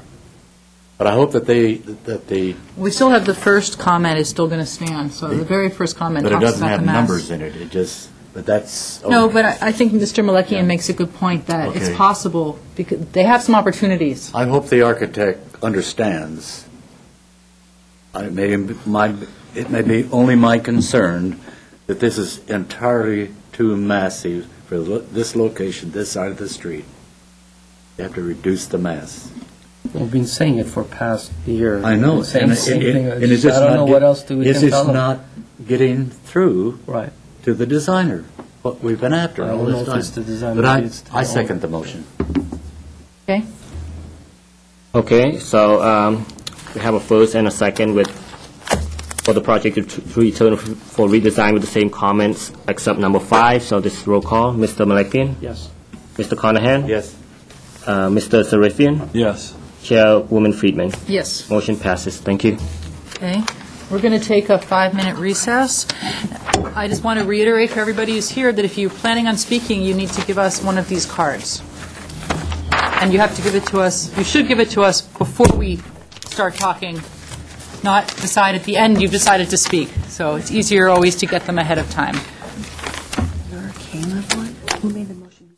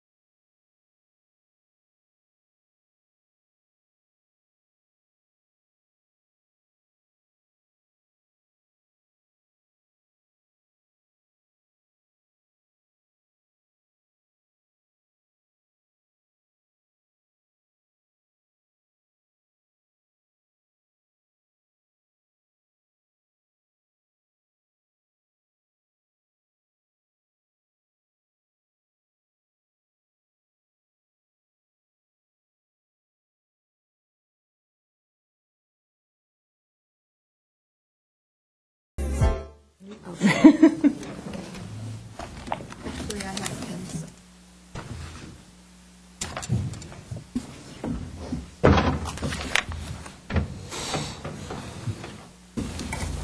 our next and last case is 2-PDR-2006-022-A at 1340 Virginia Avenue. Yes. Good evening, Chairperson Friedman, board members. Photographs. Again, the address for this particular project is 1340 Virginia Avenue. The applicant is Franco Noravian, and the owner is Stepan and Odette Movsesian. Forgive me if I'm mispronouncing the name. The project proposal is to demolish an existing one-story, 2,001 square foot house and detached garage, and to construct a new 3,403 square foot, two-story house with an attached two-car garage on a 14,616 square foot lot. The project is exempt from CEQA. The existing residence was constructed in 1923. The staff report erroneously said that it was included in the Cumberland Heights Historic Resources Survey. That is incorrect. The Cumberland Heights Historic Resources Survey ended at Highland Easterly border, which is one block to the west. But however, the Historic Preservation Planning staff has reviewed the existing home and determined it not eligible for inclusion in the Glendale Register. It's not one of the best remaining examples of this particular style in the neighborhood, so its demolition is exempt from CEQA. This home was first reviewed for preliminary review by the Design Review Board back on March 16, 2006. That particular proposal included a new two-story, 3,443 square foot home with an attached two-car garage. The board voted to return for redesign, and this is a brand-new architect and a brand-new submittal. So let me go up to the board to continue. The Design Review Board had 6 comments and conditions back on March 16th, and you see before you here, these would be the old plans showing the circular driveway, the two-story home. And these are the elevations. This was a preliminary review, so the elevations were not required to be colored, nor was a landscaping plan or any other accoutrements required. You see before you here, these are the plans submitted by the new architect, Franco Noravian. In regards to the board's comments, the first one was to reduce the scale and massing of the proposed two-story home and perhaps consider only a one-story residence. You see before you, the proposal still consists of a two-story home. It does appear less massive than you see as compared to the previous proposal. This is due to the stepping back of the second story. Now there is a hipped roof. There is a subdued treatment to the front, whereas before the front had a two-story grand entrance. The garage, instead of being front and center in the previous proposal, has now been tucked behind the front elevation plane, so it's a little less obtrusive along the front elevation line. And the second story addition above the two-car garage that was previously proposed has been completely eliminated. So again, the massing has been somewhat subdued. Obviously, there have been modifications made to the overall massing, the architectural style of the home. However, this home is still rather large in comparison to the surrounding neighborhood. It will be only the third home among the 23 surveyed to be a two-story home. It is approximately 1,500 square feet greater than the average home, and this will be the only home in the neighborhood within the survey area that is over 3,000 square feet. The next largest home in the survey area is only 2,800 square feet. So again, this would be 600 square feet larger than the next largest home and 1,500 square feet greater than the average current home size. The second comment that the board included was to look closely at the intended architectural style of the home and provide appropriate, compatible, and complementary design elements of the intended style throughout all facades. The architect has provided a comprehensively executed design, incorporates high-quality materials such as wood windows, stone veneer, exposed wood beams, wood corbels, decorative concrete columns. There is a cohesive look, whereas before There was a juxtaposition of various fenestration patterns and various materials that were indescribable. There is more of a cohesive design throughout the entire structure. Can you just educate me a little? What style is this now? This is, I'm going to leave that to the architect. It's a compilation of, there's not really one particular style that I would approve, but again, I will leave that to the architect to describe. But again, when you compare this particular proposal with the previous one that was proposed, the style, the overall style, is much more compatible with the surrounding traditional Spanish bungalows. There were English Tudor homes, the smaller scale style bungalows within the neighborhood than the previous proposal. The third item was to increase the side yard setbacks and possibly step back the second floor from the side property lines. The previous proposal had only 6-foot setbacks, the bare minimum. This particular proposal actually has the northerly elevation setback an 8-foot setback, and then an additional 11.6. So there is that setting back of the first floor on the northerly side. On the southerly side, it still maintains a 6-foot setback, but it's all garage. There's no habitable space, whereas before in the previous proposal, they actually had living space that was at 6-foot setback, including the garage. So there is a buffering. The adjacent property is a 10-foot setback to the south. Do we know where it ends? It is not shown on there. There were photographs submitted in a later email that we might want to bring up. Again, this is only dealing with the first story. The second story, as you notice here on the roof plan, the second story has been set back an additional number of feet on both sides. So whereas before the previous home went straight up, now there is a stepping back on the second floor. Fourth item was to consider maintaining the garage to the rear of the house as well as the driveway along the side property line, perhaps moving the garage slightly closer to the building. This was in regards to the fact that most of the other homes in the area have either a detached garage exactly to the rear. In the previous proposal, the garage was directly to the front and center. The applicant or the current architect has tucked the garage behind the front elevation plane, but again, it is still attached to the side of the home. However, and we'd like to note that the previous circular driveway, and there's quite a bit of excessive paving, has been completely removed, so at least that is gone. The fifth item was to consider maintaining the existing front facade within the proposed project. Unfortunately, as you see before you, the proposed facade is not being maintained. And last was to study the proposed historical design guidelines and examples of previously approved single-family homes for examples of compatible, more appropriately scaled and designed homes. Again, I will leave to the architect to describe. Perhaps you can give him additional time in his presentation to address this particular comment. I would like to note that we received an email from Ms. Gail Erkey that was forwarded on to you in your emails. It included photographs of her showing the height of the building in regards. She is actually the adjacent property owner to the south. And last but not least, there was a petition that was circulated by Mr. Oscar Fessel, and this petition included 18 signatures from adjacent property owners along Virginia Avenue in opposition to the proposed projects. So just to sum up, obviously when you compare the two, when you compare the previous proposal to this current proposal, this is much more compatible, both in terms of like massing and architectural design with the surrounding home. But again, staff wants to point out that, when you compare, and based on your recent discussion of the last case, when you look at compatibility in terms of the house size and the fact that it is a two-story structure in a primarily one-story residential home neighborhood, that is somewhat of a concern. So that concludes staff's presentation. I know the architect is in the audience as well. Okay, and Stephanie, just as we go into the future, showing the adjacent properties is a submission requirement, and here they're shown where they begin, but not where they end.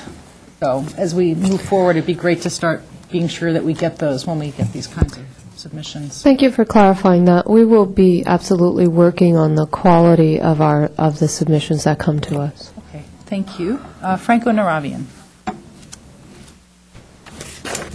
Good evening, Madam Chair, members of the board. Franco Naravian, 409 West Broadway, Glendale, California, 91204. I'm the architect for this project. I know that neighbors and even design review boards generally don't like two-story homes in one-story neighborhoods, and especially the large ones. But I don't think that you should look at compatibility as only the number of stories and square footage of the house. And to illustrate that to you, there's actually within the area that we have the 300-foot survey, I want to look at two of the homes more closely. 1360 Virginia, the other two-story home, there's only two other stories. This is one of the other two-story homes. I think it's a couple of doors up. Beautiful house. It's been there so many years, obviously, I don't know, maybe 50, 60, 70 years. Very nice architecture. I don't think anyone would say that this is not compatible with the area. I think just because it's been there for so long, it makes it compatible with the area. However, if you look at it from a massing point of view, it is substantially more massive than the neighboring properties, and even, I would say, more massive than our proposed project. This house is 825 square feet smaller than our project. However, I think it looks bigger than what we're proposing. So, I mean, you can disagree with, that's my opinion. You can agree or disagree, but I think just because it's wider, the width of the house is more than what we have, and its two-story walls make it look more massive. I don't think there's anything wrong with that, but I'm just pointing out that a house can be so much smaller, but it can look so much bigger because of how it's designed. So when we say we're 800 square feet bigger than this house, what difference does that make if we don't look 800 square feet bigger than this house? The next house I want to look at is 1314 Virginia Avenue. This house, I think this one was probably done maybe 10, 15 years ago. It looks newer. As far as massing, you might say this is a beautiful example of how you can manipulate the massing to fit in a two-story house within a one-story, predominantly one-story neighborhood. And I would agree, the massing is well done. But again, the house is really wide. It does have a garage up close to the street. So while this house is maybe fits better in terms of massing, it has some other problems, like the garage being too close, or the composition shingle roof, or the aluminum windows. I think every house is unique in its own way. This house, the massing is good, but it's missing some other elements. I think our proposed project will fit in because we're using high-quality materials. The setbacks are I've thought about how to set it back so that from the street it doesn't look very massive. This house at 1314 Virginia is only 560 square feet smaller than our house. Square foot currently is the biggest house in the street, on that street. And just from these two built examples, you can see this house is actually bigger than 1360 Virginia, but it looks smaller. But I would almost prefer it to look bigger but have higher quality materials. So I just wanted to make that point, that we can't always just look at the square footage of the home and decide just based on numbers whether a house is compatible or not. Just wanted to point out that we did look at a one-story option and what this house would look like with one story, and we were ending up with something with a garage close to the street, and that results in a wider house.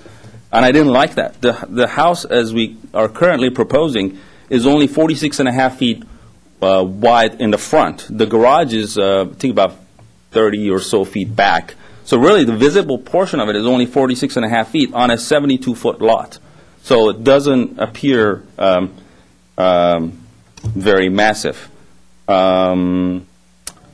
second stories are set back from all sides. I was very concerned about neighboring, the privacy of the neighbors. So as you see on the side elevations, there's almost no windows, especially on the second floor. To the north, there is no windows. To the south, there is one window, but the south elevation is as you see, the garage is primarily on that property. The house, the habitable portion of the house, is pushed way back.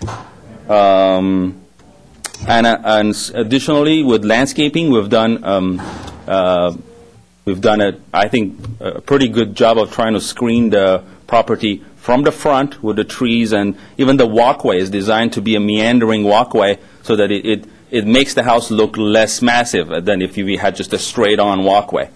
And the sides, I told my landscape architect that screening was very important, so we have really screening plants along all the sides, the back, the north, south, and the back.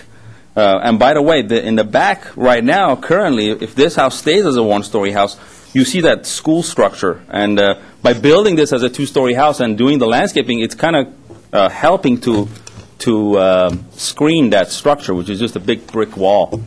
And that's all I have to say. If you have any questions, I'm happy to answer. Architectural style? Oh, architectural style. I call it Mediterranean for, trying to incorporate some high-quality materials and have something that's compatible with the neighborhood, but I would call it Mediterranean. And as far as the location of, I will try to do a better job. Sometimes it's because of the landscaping, fences, it's hard to see where a structure ends, so that's... I was not trying to scold you, just to have the staff, that's something that would be helpful, especially with some of these more controversial. Right, I also right. just want to point out that is a professional landscape plan, in case anybody was wondering the difference. Madam Chair, Yeah. I have a question. Franca, do you have I have a question. Do you have any idea about the grade elevations from your lot to the south and to the north? Yes. What is the pad elevation? Good question. The lot to the north is about 3 feet higher. Their pad is about 3 feet higher. And you can see that from the pictures. I think if you look at the pictures, you can see the neighboring lot. The lot to the south, because it's also a driveway, it's almost same level as our driveway. So it's all, I would say... Actually lower. Slightly lower, yeah, correct. Maybe 12 inches lower. But that's why, again, I put most of the two-story mass on the north side, because the property to the north being higher, I think it looks better as you look at the massing from the street. Okay. Any other questions for the architect before we... Just to clarify, the retaining wall that is between your property and the south property is just a retaining wall that is just, it acts as a property wall. Right. It's not really retaining the dirt, because I drove by it, but I wasn't able to, there's some hedges and stuff, I wasn't able to actually physically go on the lot and figure out the elevations. My question, and I received, I don't know if you received this photo, that she's standing here, and there's a retaining, and the building is up here. But when I'm looking at the photos, there's quite a bit of plaster below, so it may be that there's a couple of feet, according to what you're saying. Okay. That, I haven't seen that photo, but that must be from the backyard. This is the letter that we received from one of the south. Oh, the south property owner? Right. Oh, yeah. So their property is lower. Opposing the project, and these are the photos. Oh, and by the way, I should point something out. That picture that you just showed me is I think it's near the current existing garage, which, because of the driveway, is higher. We're lowering that. If you look on the site plan and landscape plan, do you see the way we step down from the pool pad down to the lower level?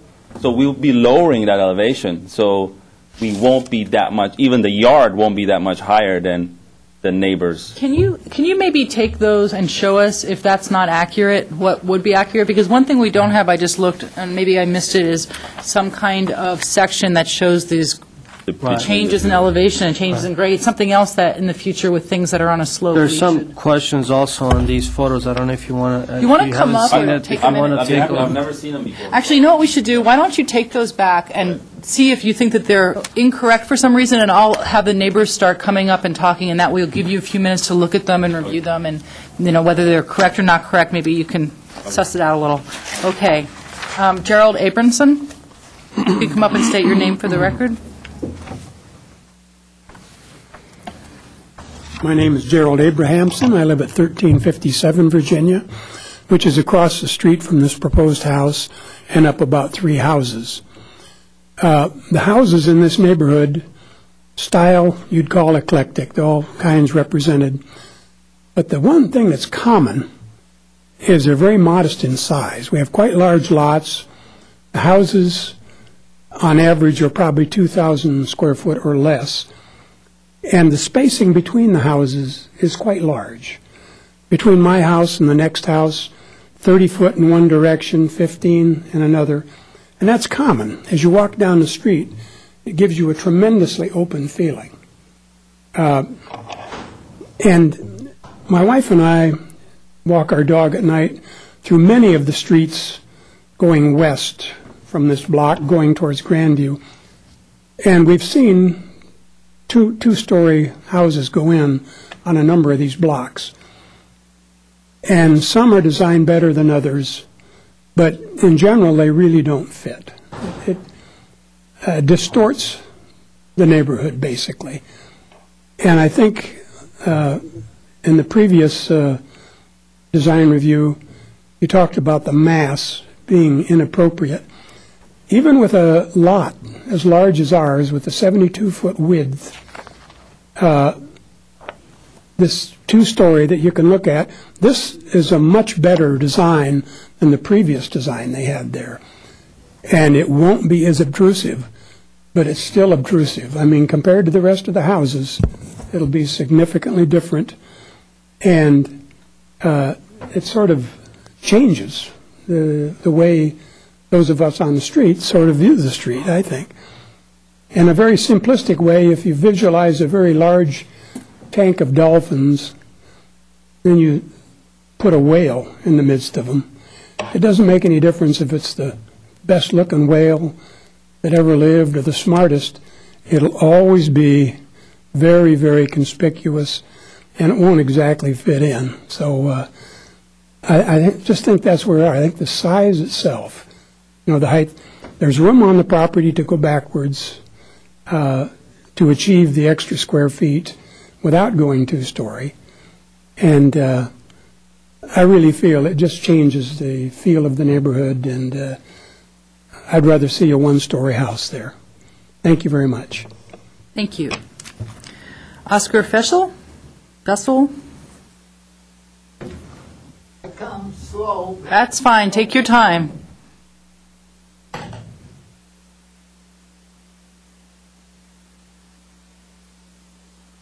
My name is Oscar Basil. I live at my wife and I live at 1328 Virginia Avenue. I have about 5 facts or what I think are facts to present to the board. The architect mistakenly advised the Planning Division in his November 15, 2007 architectural style report that the project at 1340 Virginia Avenue is located in the Brockmont neighborhood. This is not true.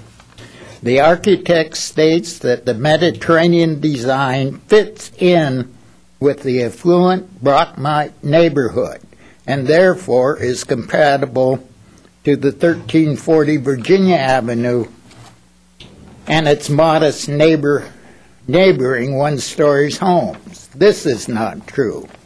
The actual location of the proposed house is in the Glenwood neighborhood of Spanish traditional ranch English-style one-story homes. The Mediterranean style is not compatible for this area and is totally out of character at this location. Fact 2. The 3,400 square foot two-story house is in a predominantly one-story neighborhood. It is almost 1,500 square feet larger than any other residence in the block. A single-story house with the same square footage would minimize the mass, scale, and integrate with other homes on the street.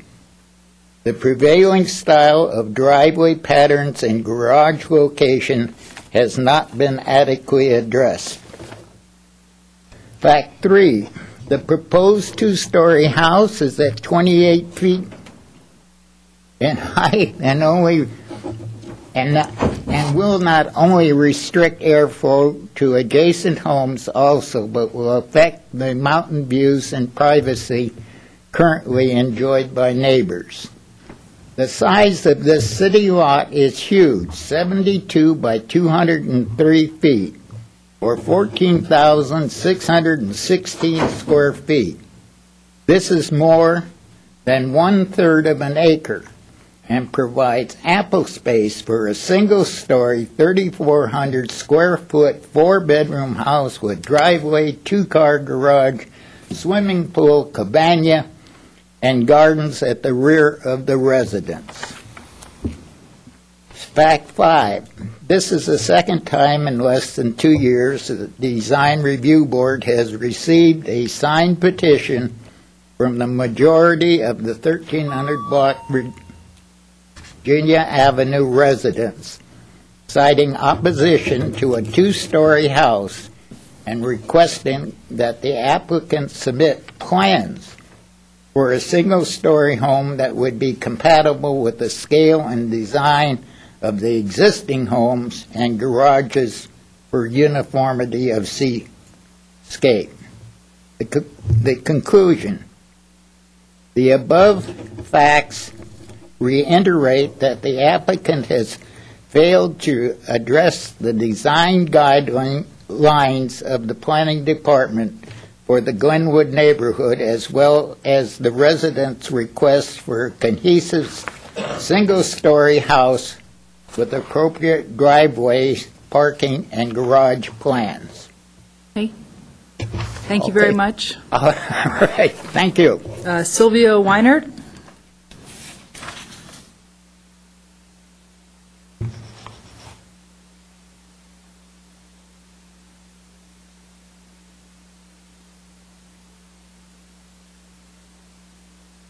I have to get my reading glasses out. Thank you. Not a problem.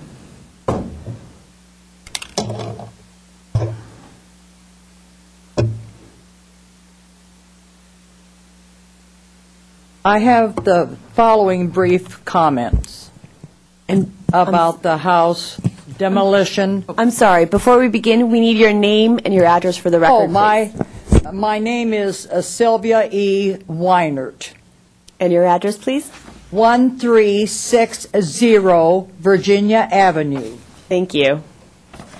I'm the owner of the two-story house at the end of the block, quite a ways from, my house was built in 1928, according to the Glendale City records, and I don't believe it's true. It was built earlier than that. So, anyway, I have a few comments. The mass of the house to be built is 3,403 square foot. Number 2, one-way north, demolish the house that is currently there, an old house, and build a new house. It's a one-way north street. So how would the neighbors and the schools be inconvenienced by this demolishment and the one-way north street? Okay. 3, does not conform with Woodlands neighborhood of ranch, Spanish, and traditional style homes. Anyway, that's my personal feeling, okay? I was born and raised in Glendale. I was born in 1932, July. Anyway, so, and number 4, it appears to be an effort to effectively destroy the aesthetics of our neighborhood. The mass and the 4 bedrooms. Not keeping with the spirit of older homes and residents on the 1300 block of Virginia. And it's quite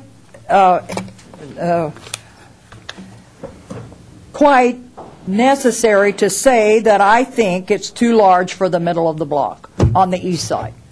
And it blocks the new view of the neighbor that was in the Snyder home and on the west side of the street.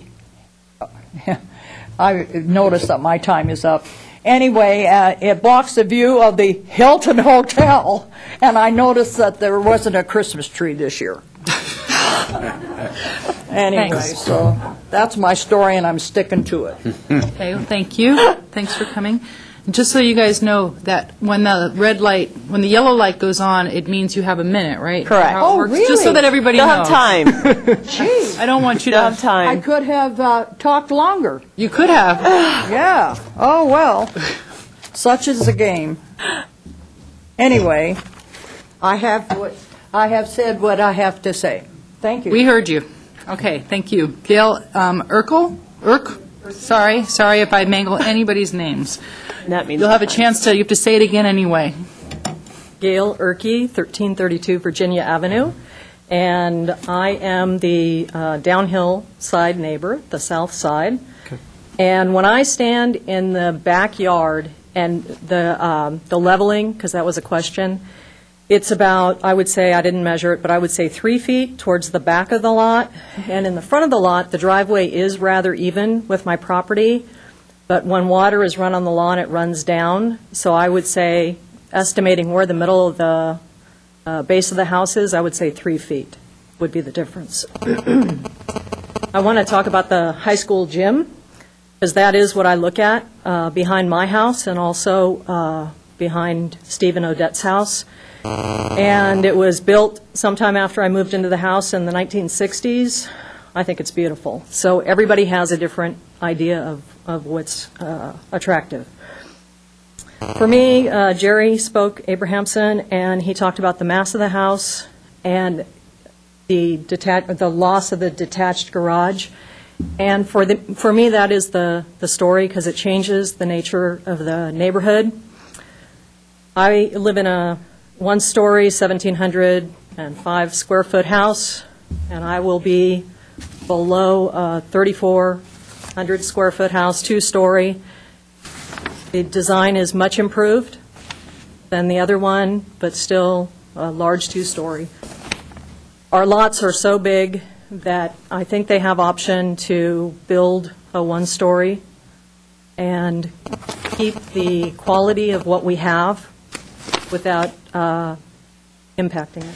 That's it. Any questions? And I did send the pictures next to the 28-foot pole. I have a question. Just for my information, because you were questioning some of the dimensions that was presented, and I wasn't able to get onto your lot to look at. You have a tape that it's showing on the side yard, you're showing 7 feet, and you're stating that it's not 10. The portion that is coming out, does that all go all the way down to the ground, and you're measuring at that point? Yes. Does pop out? Does this all the way go out? So you Right. but you're measuring the 10 That is foot at that I would point. say, about the middle of my house, Okay. and I have a bedroom on that side that juts out, Okay. probably about 3 feet. Okay. So instead of being 10 feet, I'm actually 7 feet from the, Okay. from the, Because they're dimensioning it in the front, and I'm assuming that this is about 3 feet, so there may be 10. Okay. all right? Okay, thank you very much. Habib Basravi, and this is the last card I have, so if somebody else wants to speak, you still have time, but you have to get me a card.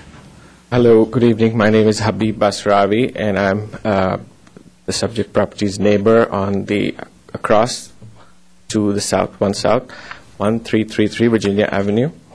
And I would love to see the structure come up because it'll be a breath of fresh air. It'll be something different. It'll bring up the value of the rest of the neighborhood. There's not really any two homes that are conforming with each other. They are all different in architectural design. There's there are no predominantly Spanish homes. Even my house is a mix of Mediterranean, a mix of Tudor and Spanish together. So I would really like to see this. And if a man has a property, he should be in this free land, be able to build something decent like that. I would really encourage this to come up.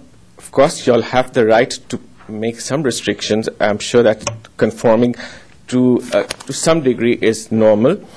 I would like to see lampposts come up to our street. They don't have lampposts there, but they have lampposts on Highland. So what are we really cribbing about that we need to keep the aesthetics and so on and so forth? Do you know the lampposts I'm talking about at Highland, that those beautiful ones that we don't have in Virginia? I'd love for those to come up. And we have street lights, rather.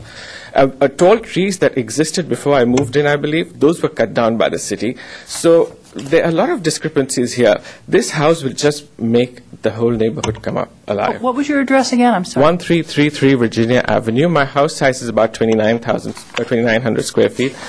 And we improved on it in 2004, or was it 3?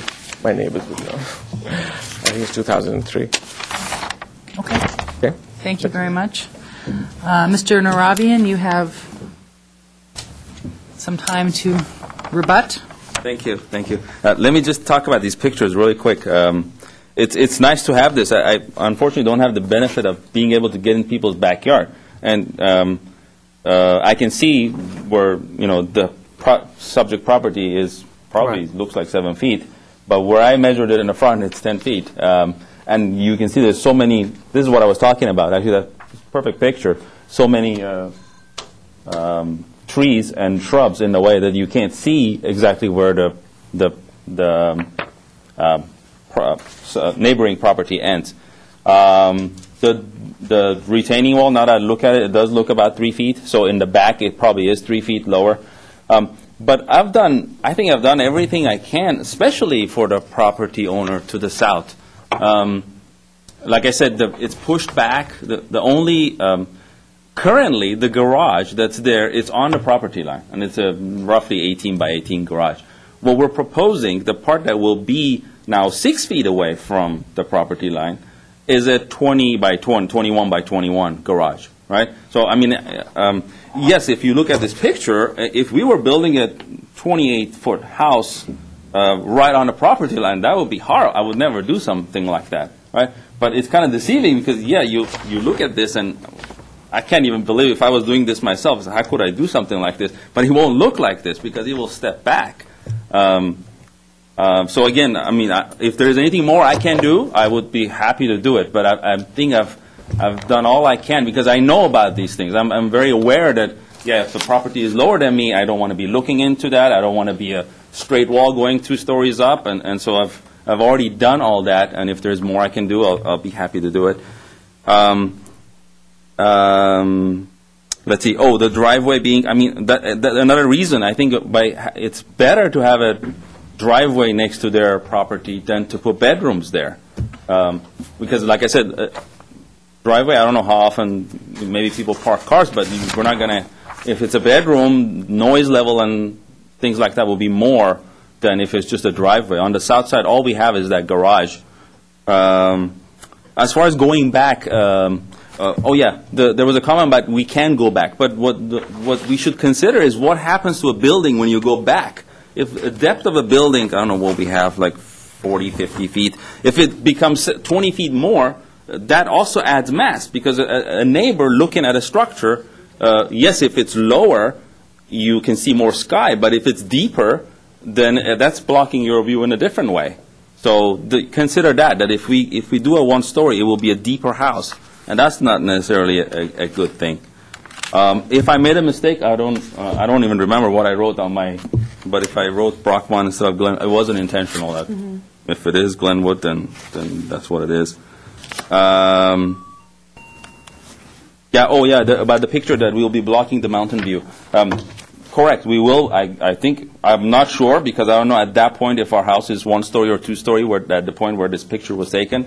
It could be our house at that point is 1-story, so we may not be. But if we are, we have to realize that even if we built a 1-story house, we would still block that mountain view. Because currently, the house that's there now has a flat roof.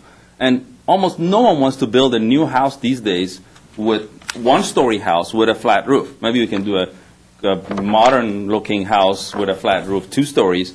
But a 1-story, I would have a very hard time convincing my client to build a 1-story house with a flat roof. And that's the only way the mountain views would be preserved. Otherwise, that's just the way it is, unfortunately. And again, I'm hoping that we may not be. I don't know exactly where this picture was taken. But anyways, that's all I have. Can I ask a quick question? Have you looked at the turning radiuses for the garage being so tucked at the corner? Yes, if you look on the site plan, I've shown the turning radius and how we clear it. On the site plan or floor plan? How about the floor plan? Look even on your reduced floor plans. Did you have? Okay. It's a dashed line. Yeah, I'm sure. I just wanted to see how tight or how difficult it might be to back out for two cars. So, I mean, I can give you. Actually, we determined that this particular project, the turning radius, it meets code, is in compliance with code, and that he actually designed the house to allow for the turning radius. That's what I thought. I just wanted to. Right. It was a 25-foot radius. Okay. Mm-hmm. Okay. Thank you. I received one request to speak card. I warned you all. after the rebuttal, so it is up to the board. Okay. Franco, do you have a strong objection? No. Okay. Okay. Can I see the rest of this photo? Okay. You might want to give Franco a... Yeah, I'll give you a chance afterwards if there's anything new. Okay, John Perrell? Hello, my name is June Park. I'm living on 1320 Virginia Avenue. I've been living there last 17 years. I'm living next to address 1314. And also, I visited many times the one house below 1360. The reason why I'm asking you, why I'm here is because architect gave some incorrect information. I would like to address to correct that information. 1314, the house is split level. It's not 2-story house. First one, what does it mean is the first floor of one side to the south side have lowered, so from living room you have to step down. And also that level is from living room is almost equally divided. So even though it is a 2-story, from south side it look like it is split level, it doesn't have a real high elevation. Second thing, about the property of 1360. Yes, this is a 2-story house. It's wide from front, but it's narrow from depth. That means what I visited many times to the house neighbor to 1360, and when I go inside behind the lot, backyard, I don't see it is 2-story house is existing. So the house being presented on the wall is a kind of a depth-wise, it is a much longer compared to 1360. So the effect to the neighbor of this proposed project is much different from a 2-story what architect presented. That's my comment. Thank you very much. Thank you. Franco, do you want to address anything? I think it's up to you. I think we're saying the same thing. Come on up to the mic if you want to say something. Well, I think we're saying the same thing. I completely understand what he's saying. Yes, it's true that the 1360, it's not as deep, but it's wider. The square footage has to go somewhere, right? So that house is wider. I think primarily, though, what makes it look massive and what makes it look like it has more square footage is the 2-story walls going up. And yes, our house probably is deeper than that house, but if the mass is broken up and it's set back, then that makes it look smaller. The same thing with the 1314. I agree. Yeah, that's why I said it's a good example of how to do a two-story house and make it look not like a two-story, because it's only a two-story house in technical terms. I know it's a split level, but technically it's a two-story house because the floor above another floor. And yes, that's an option as some version of a split level house, but it has its own problem. That's what I'm trying to say. Every project is unique in its own way, and I would just ask you to look at this project the way it's designed and not the square footage. Just look at it and see if you like it or you dislike it, and based on your comments on that. Okay, thank you. With that, I'm going to close the public hearing. Before we start and before I ask for comments from the board, I just want to address the neighbors very quickly. I want to, first of all, compliment you all on having a truly lovely and special block. And the reason that you're all here is because you care a lot about your neighborhood and about your block, and that's the way it should be. And so we're glad to see you all here, and I just want to let you know that whatever we end up deciding, we take your concerns very seriously. And the reason you're here is the reason why you have such a special street. So I wanted to just commend you all for that, for your, this is a whole street of lovely houses that I had never seen before because it's one way. So lucky you, people probably don't go that way a lot to cut through to Kenneth. But it was nice to go up there and see it for the first time. Okay, with that, who would like to begin? I can go ahead and start. I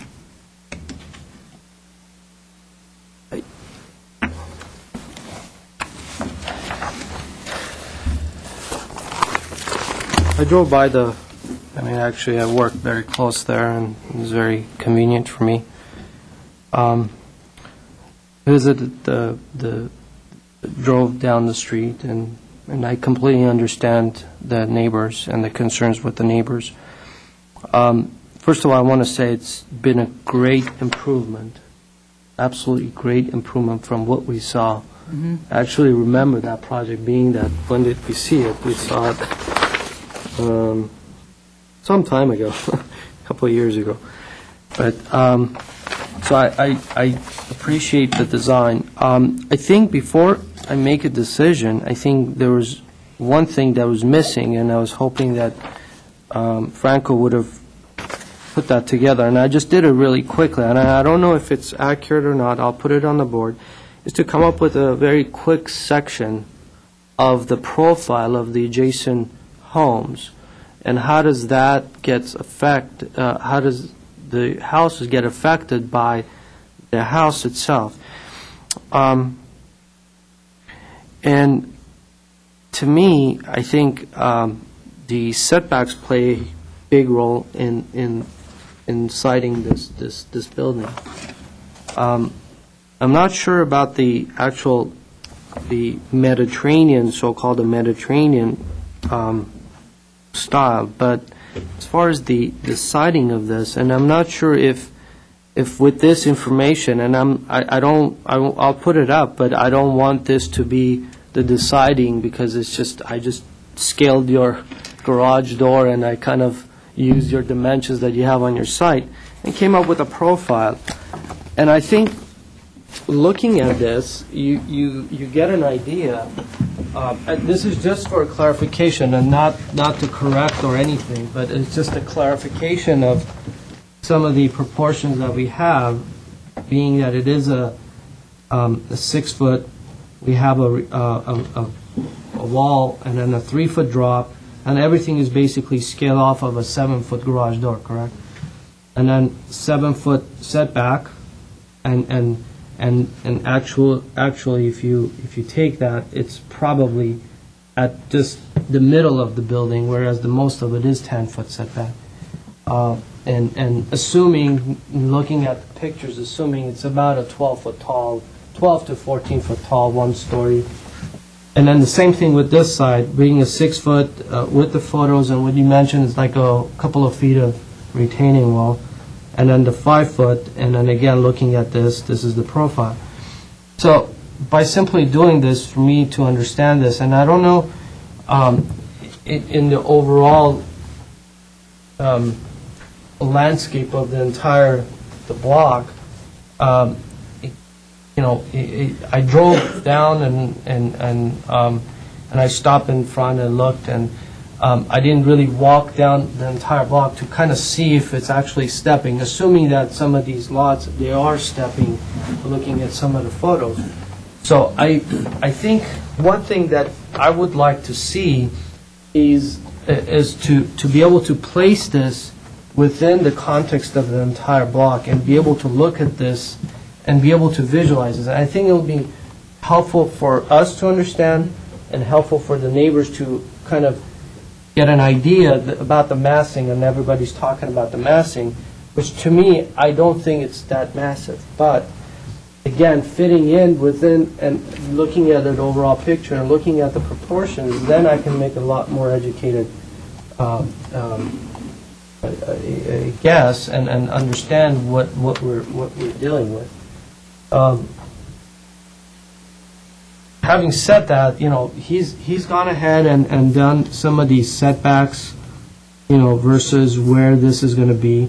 I understand that the pole that we were looking at on the photo, it's actually 28 feet at this point. But we have to understand that this 28 feet is to this point and not to this point. And she was standing right about there.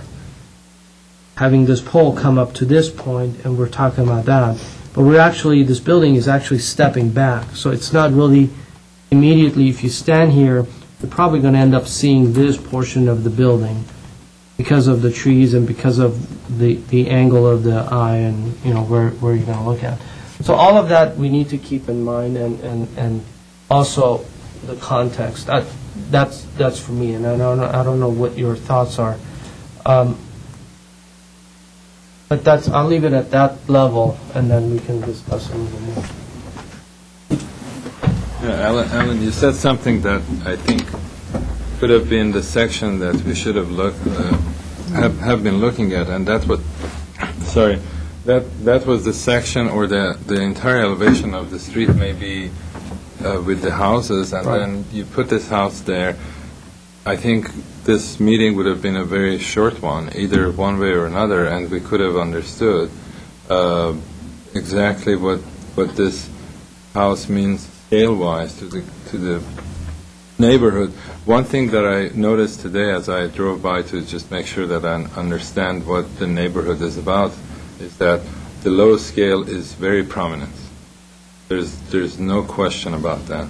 How this house really fits in that's the question. And I think we should, for every house, we should try to look at the best vehicle to get it across to the people who are trying to figure it out. And we kind of don't have it, because all along I've been trying to, and this sketch that you started was just the good beginning, because I think as architects we have to make sure that we try to bring the facts out in the quickest way and the most direct way that everyone can understand what we're trying to do. And all along I've been trying to figure out if this house can do what it intends to do or not, and could maybe the neighbors, if they see that drawing, will go, wow, this is not as bad as we thought. Right. And we don't have that kind of, we look at pictures individually, trying to, I think all of us are trying to imagine what this house will look like in the neighborhood.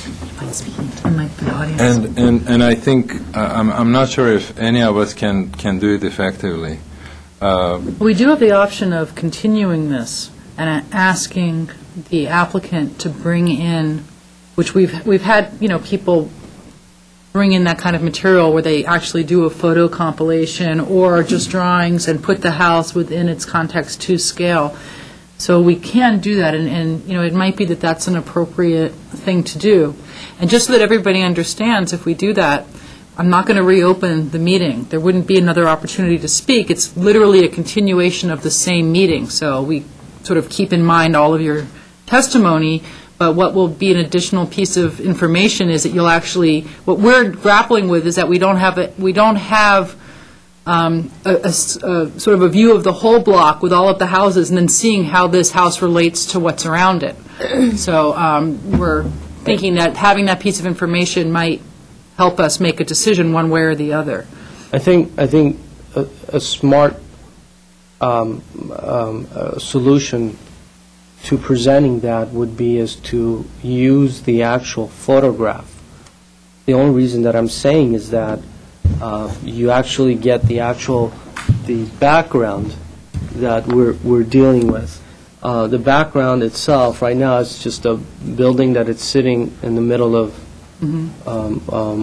nowhere. Yeah. Whereas the context and the siting of the building and how the Sorry. the shows are going to start. Yeah, so I think that having the background of the gym does play a huge role in the overall scale and the massing. To me, I think the building itself, as it stands and as it sits right now, I think it's been designed extremely well and it's proportioned well. The setbacks, everything works fine. But before I make that decision of saying that it fits, I think I need to be able to see it. No, definitely, and you exactly as you said, you need to bring in everything to be able to really have an educated decision that really puts all the pieces together, and then we look at it and say maybe this could be improved or that could be not as bad as we think it is. Do you guys have any concerns or comments about anything that's not sort of mass and site related in terms of detailing or design or anything like that you want to bring up now? Well, I think that because if you do, then that would give the architect as well, some additional time to, futz around if he wants to.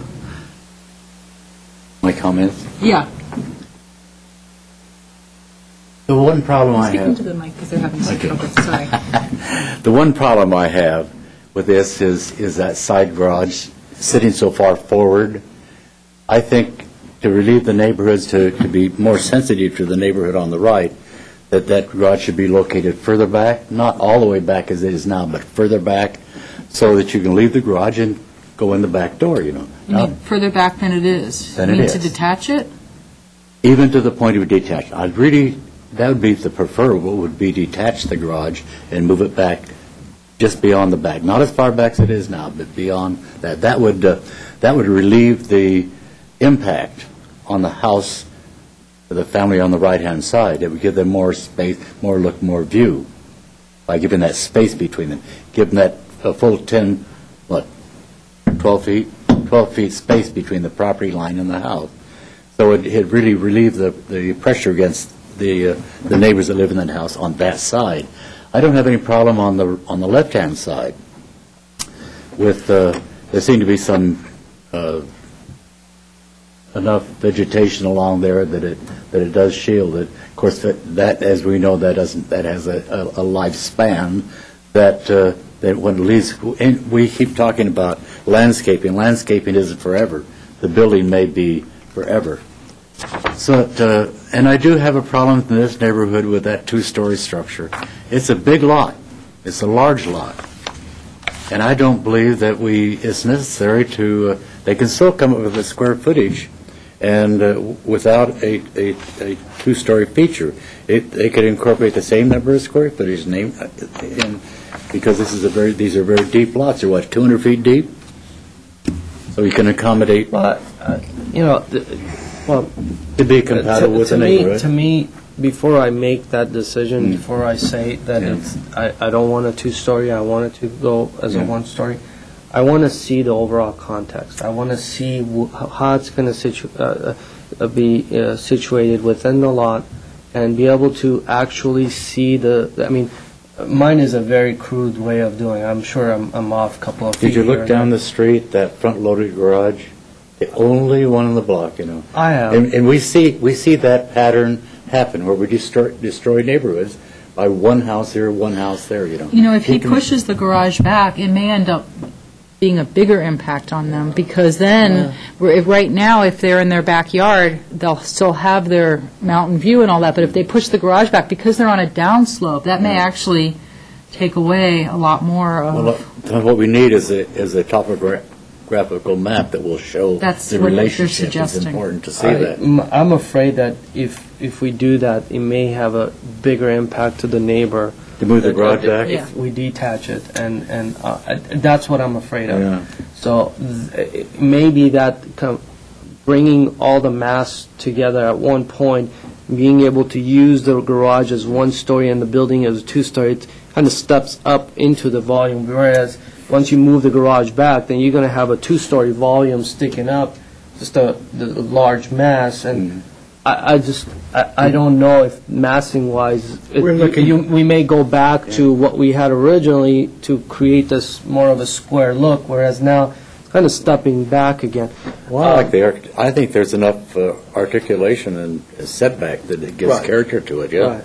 So my suggestion to the architect would be I would recommend continuation to get the overall, and also I would recommend, it's not a requirement, but it's up to him, just for us to, and I'm sure you've done it, I'm sure you have one of those sketches up there, to be able to see a one-story layout, just for us to understand.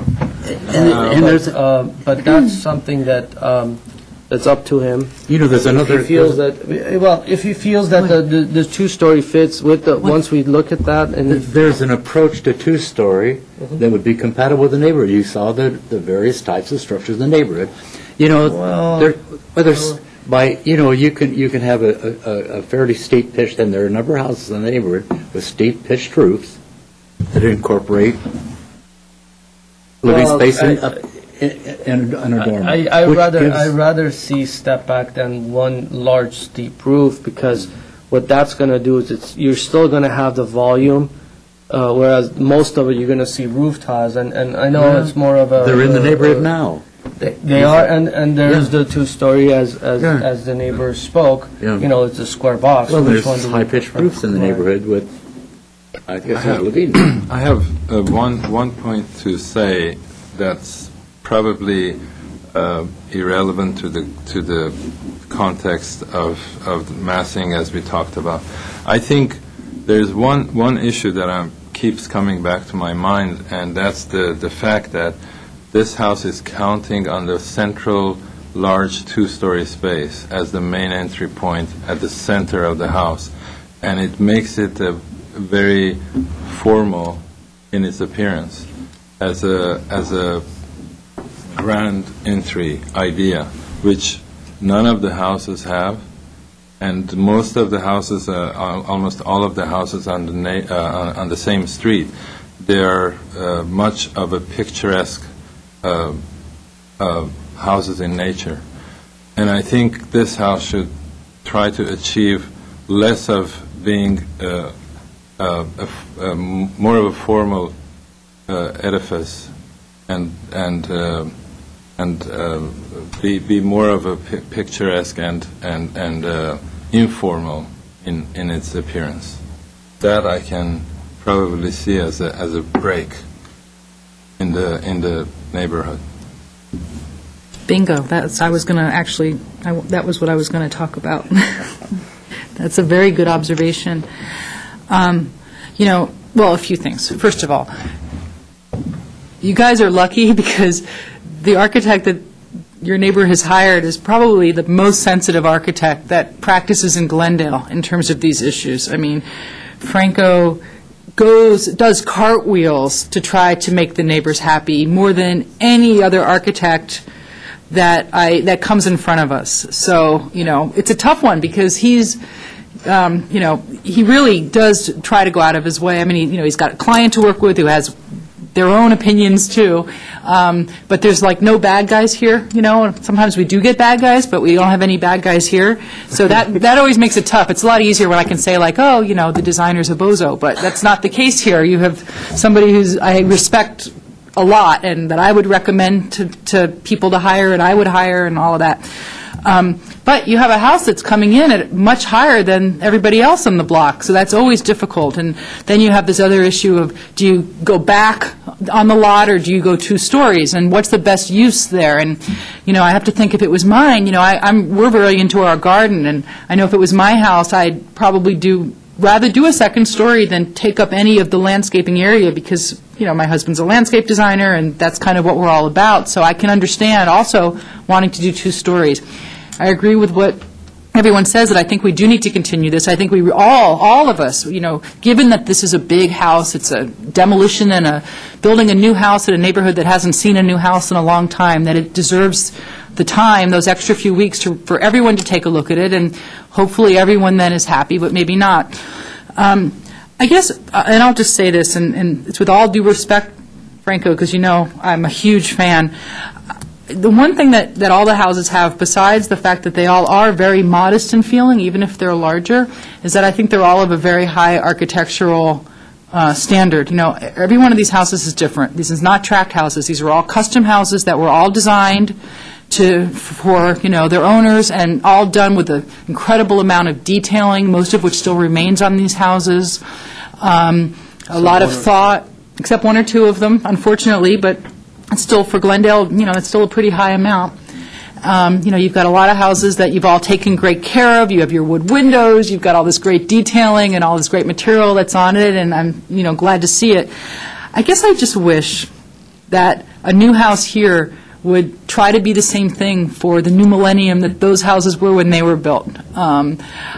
Yes, there's quality materials, there's wood windows, but for me, the stone siding, things where it's kind of, trying to incorporate some of the historical detailing from the other houses, but you can't today because nobody builds like that now. I just think it would be more successful if it was really a contemporary house, but still with the same idea of being somewhat modest and, incorporating different materials and being woodsy and all of that. And I guess that's what I'm grappling with. Like, do you want the large Mediterranean house here, or if you're going to do something larger, do you want something that is as forward-thinking and as architecturally significant as what's around it? And I guess, to me, it's a bit, I hate to say it, but it's a bit of a missed opportunity. It's a brand-new house in a great block, and I wish it was, doing... Say it. No, I can't. Just say it. What? Whoa. What am I trying to say? No, but also maybe it's a good thing to remember. It's a good thing to remember that if you're trying to maybe bring up a point or any kind of criticism, constructive criticism, to start with a positive aspect of what's in hand. And I totally agree with you. I think the neighbors must be very lucky to have Franco to be the architect, because I know personally that the kind of architect that he is and the kind of caring architect that he is. So I think this is totally achievable, and we just have to provide the information that we all can see what we're dealing with, both for the neighbors' sake and everyone else's. He can't hear very well because he doesn't speak in the... Sorry, he's new. He is not fully trained. These microphones are not long enough. There you go. Stephanie, did you have something you wanted to say? Yeah, I just want to clarify, because it does, we're hearing that you're going to continue the case so that we have an opportunity to work with Franco, or if so Franco is clear on all the comments that you've made. So far, we've heard about looking again at the massing of the building to make sure that it works within its context. You've asked for what we typically call a neighborhood profile, showing the proposal in the street with preferably photographs of the adjacent houses along that street. I'm thinking for a full block of that street to see how the proposal fits in with the neighborhood. There was a discussion, a very brief mention of a topographical map. So that's something I'm not clear about if you're asking, because that's a fairly formidable effort to do for more than just the property. I would say only if you really think, I mean, I think you understand the intention here, that everybody understands how this house fits in with its neighbors, so. Right. I personally believe that the neighborhood profile would be sufficient to demonstrate that.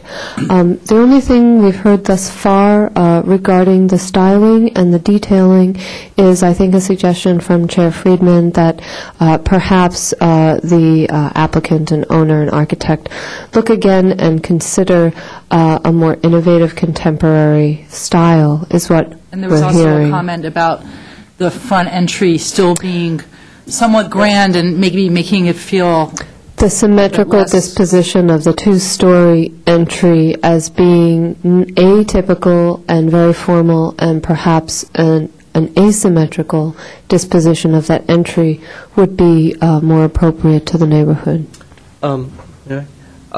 From my understanding, when we continue a project, we have to be very specific on what we want. And all these comments are great comments, but I don't think we can continue at a date certain with all these design things. I mean, I think these are just comments that I think if the applicant wants to bring with him as a courtesy, but I think the most important that we want to get is the profile. I understand. All I'm saying is that he is, when we continue, we are going to continue it, and he is welcome to come back with the same project and to place it in, hoping that the massing clears all this up.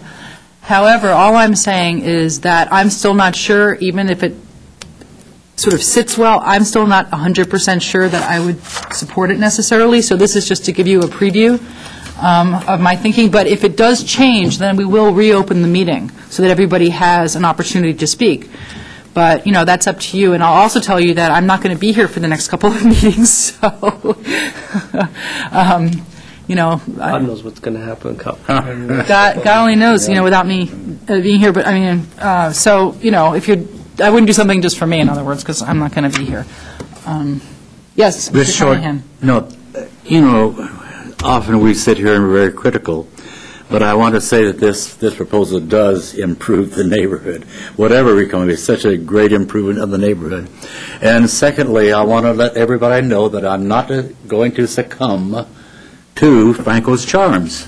I'm going to make my own decision. I like Franco. He's one of the best, but I'm not going to succumb to his charms. Good for you. You're immune. So do we have a motion to continue to a date certain? Yes. May I interject at this point in time? We were going to make the announcement at the end of the evening, but because it is very important at this point in time due to the fact of continuation, your meeting scheduled for January the 31st was going to be canceled. Oh. It's going to be canceled. It was going to be canceled. Oh, was it? Was. Well, it depends on if you choose to continue this matter, we would then have to have a hearing on January 31st, unless you'd like to continue it for an additional 2 weeks. So we didn't have any projects? There were going to be no projects. The projects that were originally scheduled turned out to be incomplete, and we were unable to go ahead and keep them on that agenda. So we were going to cancel the meeting for the 31st. So that would mean either you continue it to February the 14th, which would be giving Franco 4 weeks to provide the neighborhood profile. And again, I would like to make that, Board Member Malikian made that good point that if it's to continue, it's basically essentially to bring back additional information that you need, which in this case would be the neighborhood profile. We can include the comments regarding the massing and the two-story entryway, but those would pretty much be just comments made, not directions given to the architect. I have another question, not to throw a wrinkle in it, but I know that we're on the verge of the boards being possibly reconstituted. So if that happens, they still come to the same, he would still come to the same board even if there's different people on the board? Well, because this would be essentially Board 2, whoever is on Board 2 would essentially be sitting at that particular meeting. It doesn't matter who's sitting here, it's just Board 2. Well, we would hope that the majority of the individuals that are seated today in front of us would be here at that meeting as well. But, again, there are no guarantees at this point. Well, I'll leave it up to you guys, whatever you want to do. if you want to come back or not come back. Yeah, I think we definitely wanted to continue, and then we'll just, on the 14th, anyways, you were going to be here. Well, no, the question is just, do you want to do you want to have a meeting on the 31st and have them come in? Just for this? Just for this, or do you want to move it to the 14th? I still won't be here, but I mean, it'll be short and sweet, but it's up to you, or, up to you and to Mr. Narabian in terms of whether you want to have a meeting or not have a meeting. it's not up to me, it's up to everyone. No thinking. It's Valentine's Well, Day. what's staff's recommendation? Is the recommendation to No. have a meeting on the 31st or to move it to the February 14th? is Valentine's Day. Valentine, yes, correct. Have a meeting. February 14th would be your next meeting date, and that we do have a pretty full agenda. So, because we're now at 5 o'clock, let me just get this straight. So nobody can go out for dinner with their significant others on Valentine's Day? It depends how long your discussions are that evening. But if you have a full agenda. Well, we have 4 items on that agenda, and that is what right now, we are limiting the agendas to 4 items for sake of time. Very good. So hopefully, those items will be quick. Correct. It really depends. It depends on Let's public just do it. comment, I mean, and it let's depends just on your come in and- on your On time the of 31st? deliberation. So they want to do the 31st. Okay, so we would continue this until January 31st with the request for the applicant to provide a neighborhood profile, and then we will make those other comments regarding the massing and the 2-story entryway and whatnot, but those would not be conditions, because, it is a continuation. If they so choose to provide. Plus, he cares. I mean, if 14 is, you can provide more stuff. Okay. And should we ask for the 1-story option, as you mentioned? Do we have a sketch of the sketch? one-story? I just, can I see it? Even though, I just want to see it. I just want to see Speaking of atypical, this is. All right, thank you. You're ready for that. I like the 2-story better. Yeah. Front-loader garage. So we have a motion on the floor to continue. Do we have a second? I believe that motion, Board Member Malikian, did you make that motion? I did make All that right, motion. thank you. I'll second. And second by Board Member Carnahan, and this would be continued to January 31st. Board Member Carnahan? Yes. Board Member Malikian? Yes. Board Member Zarifian? Yes. Chairperson Friedman? Yes. The motion passes unanimously, 4-0. So we will Okay. see you back, gentlemen, on the 31st. Oh, don't we have to do minutes and all of that now? Yes, well, that's what, just for this item, we will see you I back. see. Okay, thank you all. So you will not be renoticed. So if you do want to come back, but as I said, they probably will not open. I'm not going to be here, but I don't think the chair will open, since we've already heard all of the testimony, and he wouldn't be, unless he comes back with a new proposal. But if it's the same proposal, all you'll be getting is more information. So, just to make everybody aware of that. Correct. It's a And that would- continuation of the same meeting. Okay? So, the next item on our agenda is, Unfortunately, I didn't get The next item on the agenda were approval of minutes. them These by would be email? minutes from They December have 6th and on them. December 20th.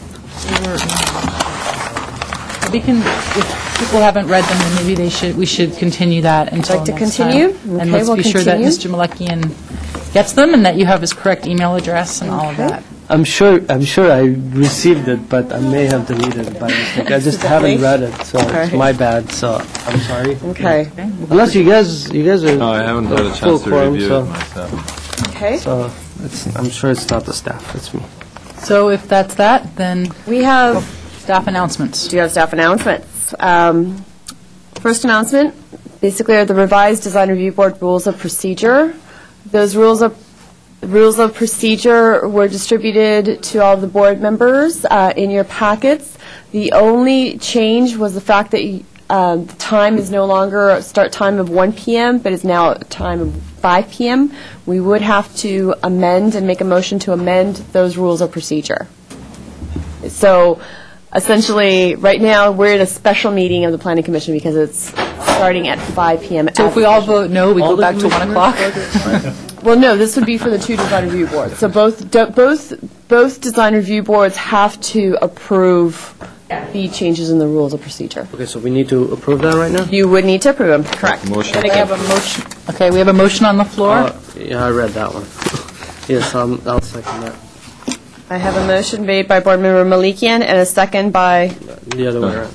I'm sorry, There. motion made by Board Member Zarabian, seconded by Board Member Malikian. Zarifian, not Zarabian. Is number one. Long night, different board. Okay. The way never mind.